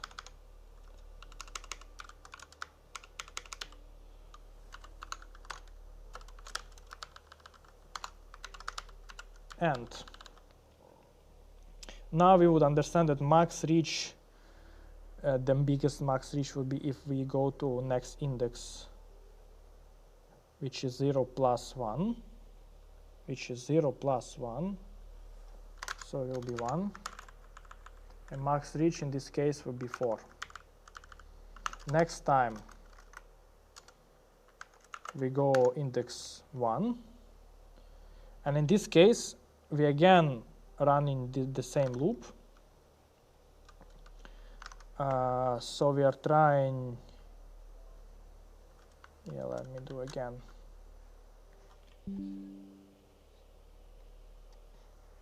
So we should try from this first index, we should try this, this, and this. So let's say we start with 1, so it will be 1 plus 1 plus 1 equals 3.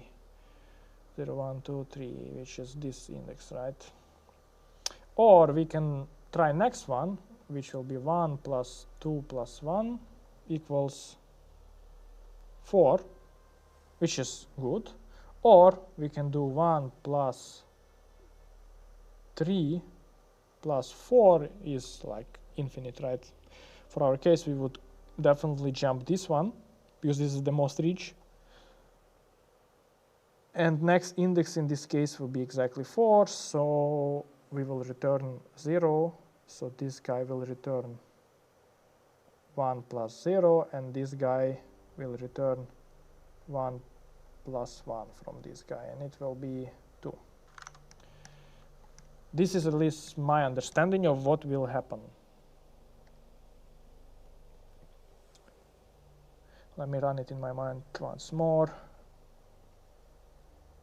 So in this case, jump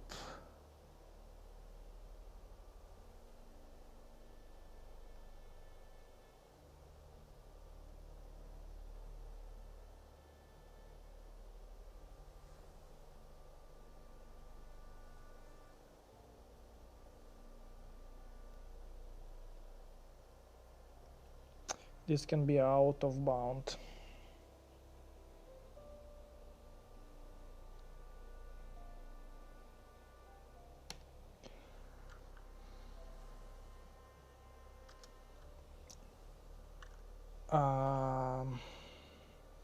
This can throw us out of bound exception. So for this, let's maybe design something, I don't know.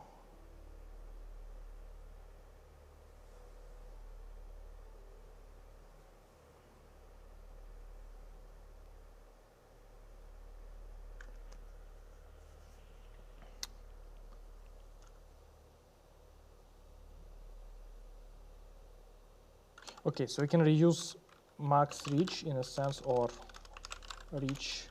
We can reuse this one if index plus jump is less than length nums, else infinite. That would be, I think, not bad. But I now don't know, like, will it fit? Will it even work?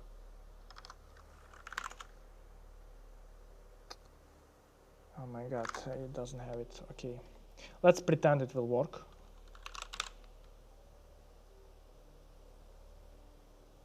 Yes.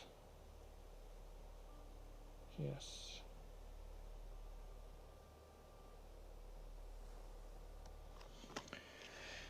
All right, and then we kind of run it. Yeah, and it works. Let's try to submit. It should be... No, it doesn't work.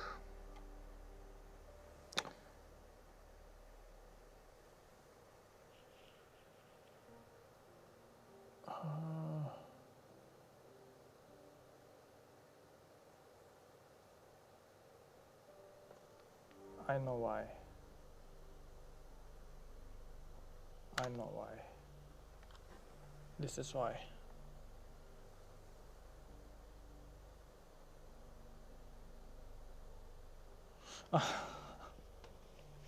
Okay, this stream shows me that, yeah, I'm missing a lot. I need to practice more.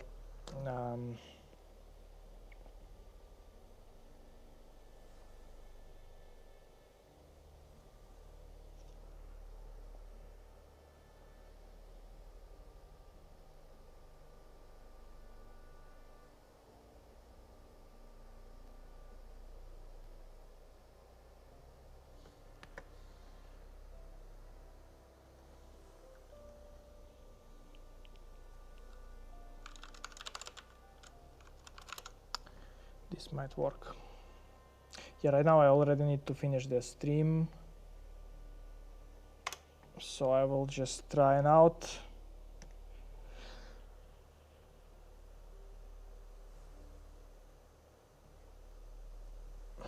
Still doesn't work. Oh my god.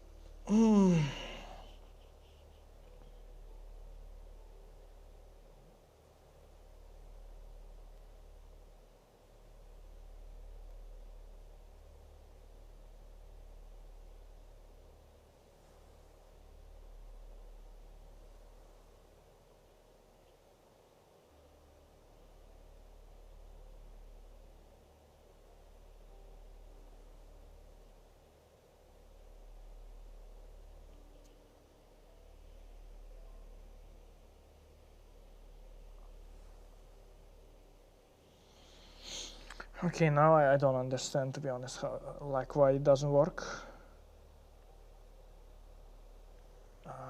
Because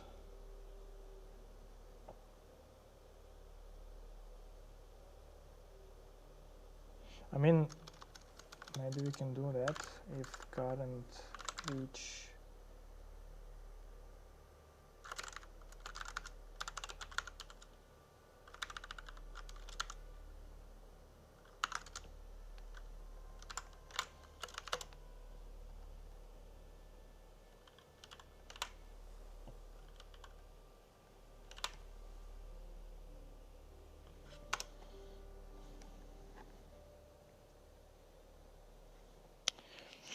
fuck it, I don't understand. Okay, so let me run it again in my mind.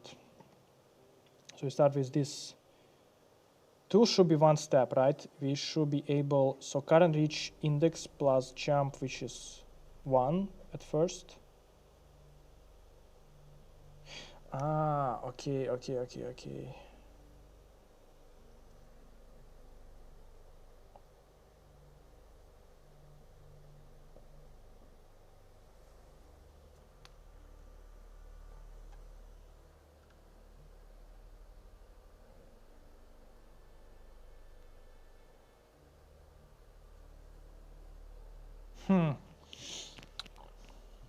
That's an interesting one.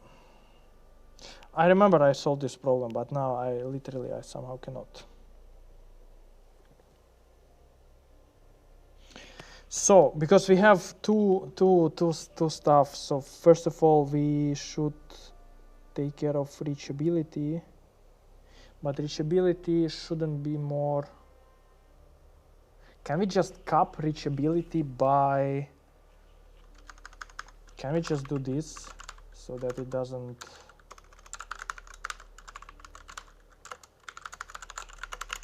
so it just doesn't mess up our logic, no? What the hell are you talking about? So this can be kind of hack that will work.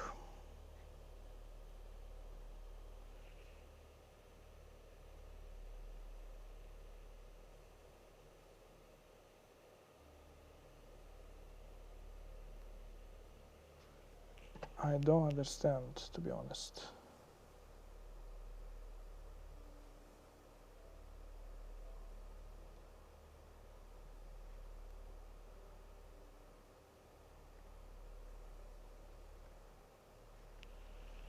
I don't understand, to be honest.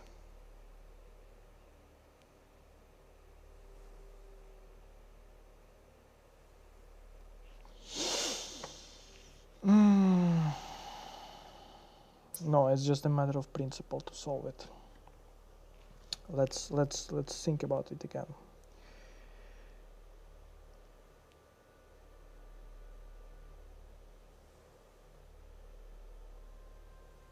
Index plus jump.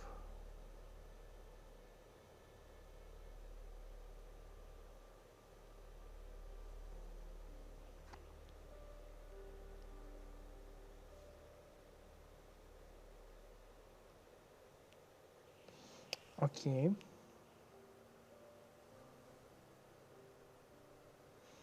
Let me run it. So we're starting jump 0. We can jump where? We can jump index plus jump, which is 1. It's less than our length. Yes, then we add reachability to 4.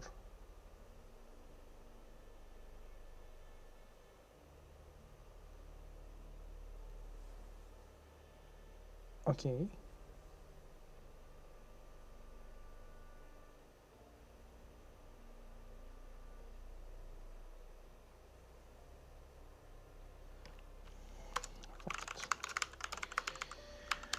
Yeah, I just cannot think anymore.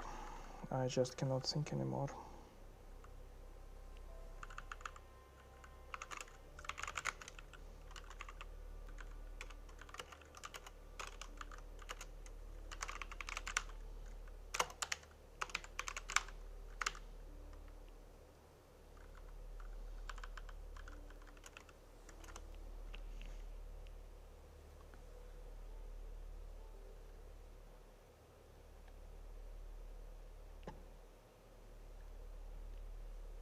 So, current reach is 4.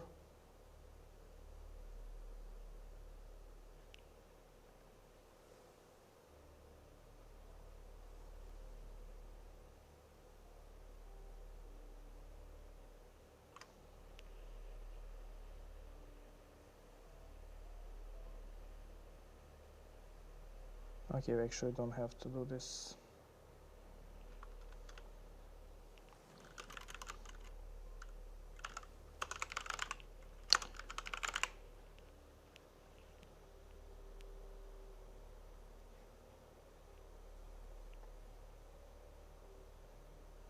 So 4, so next index is 1.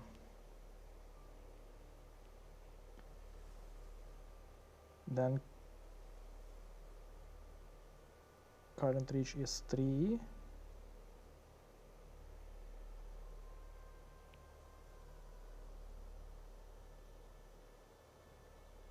How is that 3?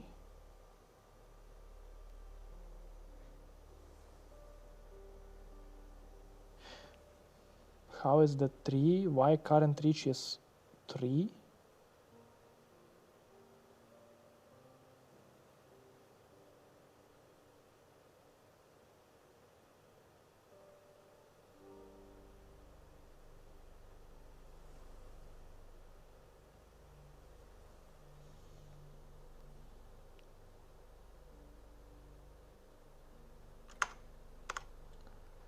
Wait a moment.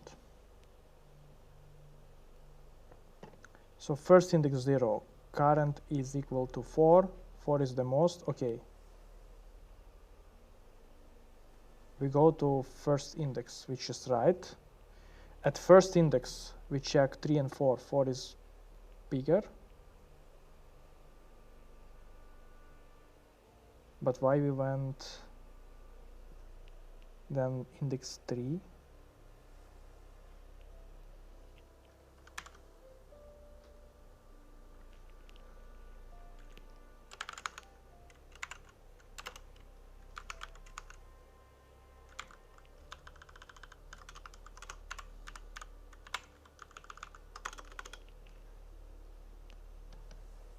It gets messed up completely. This is failed interview, by the way. This one is failed.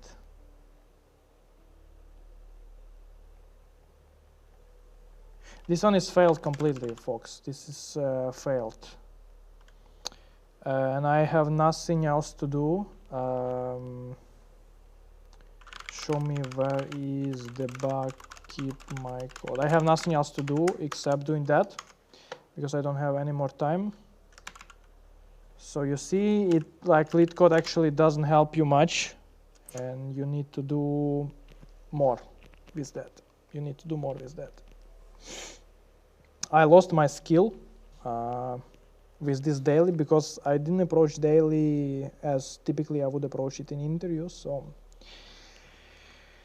this is kind of the problem.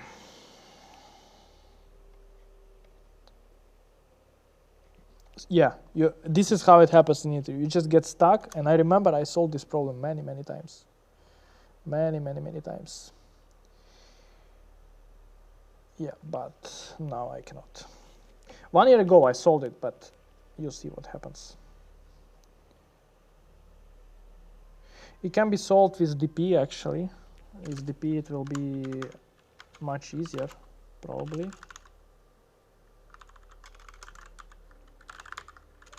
Yeah, with DP. Yeah, what you can try with DP. Let me just shut it out.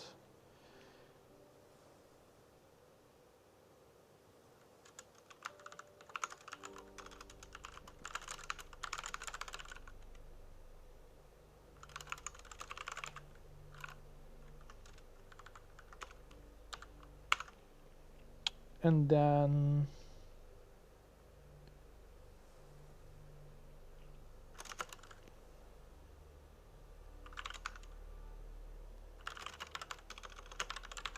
this is what you would do with DP.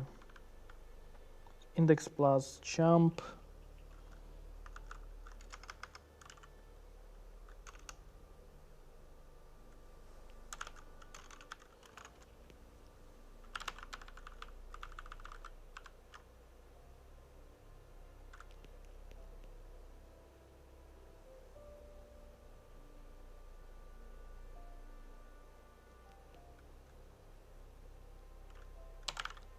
Yes.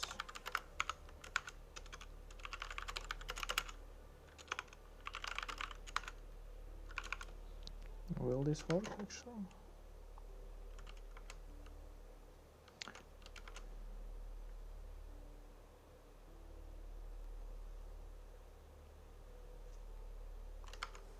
Whatever. So let's try to fix this one and see where we were not right. I will resolve this problem later on for sure. This is like 100%. I need to solve it again and practice and realize the errors and problems I wasn't able to fix. So this is removed. We got reach. So what, it will work? No, it doesn't work. Come on. Come on, stupid.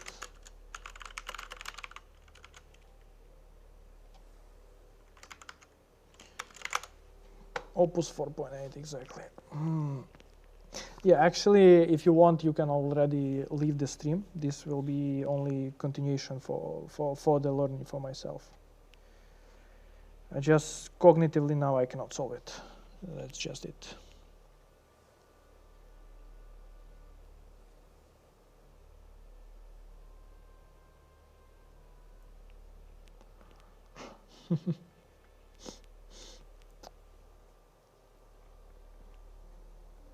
This is a nice problem. I should put it a like.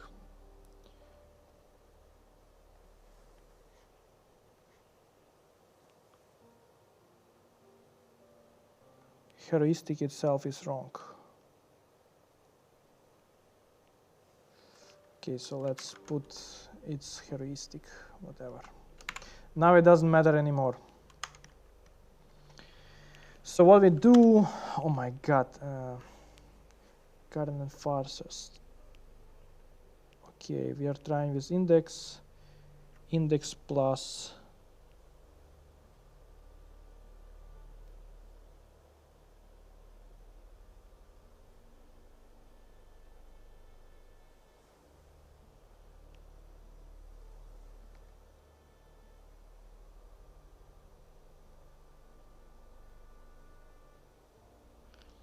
I plus and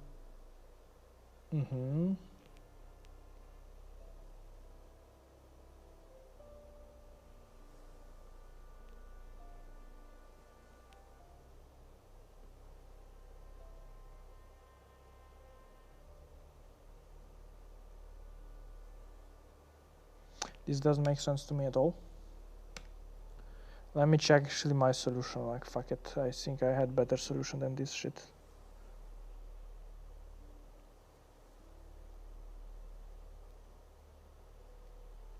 So position,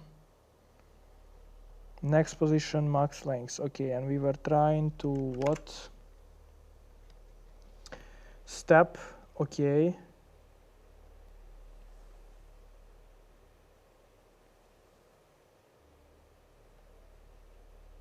Okay.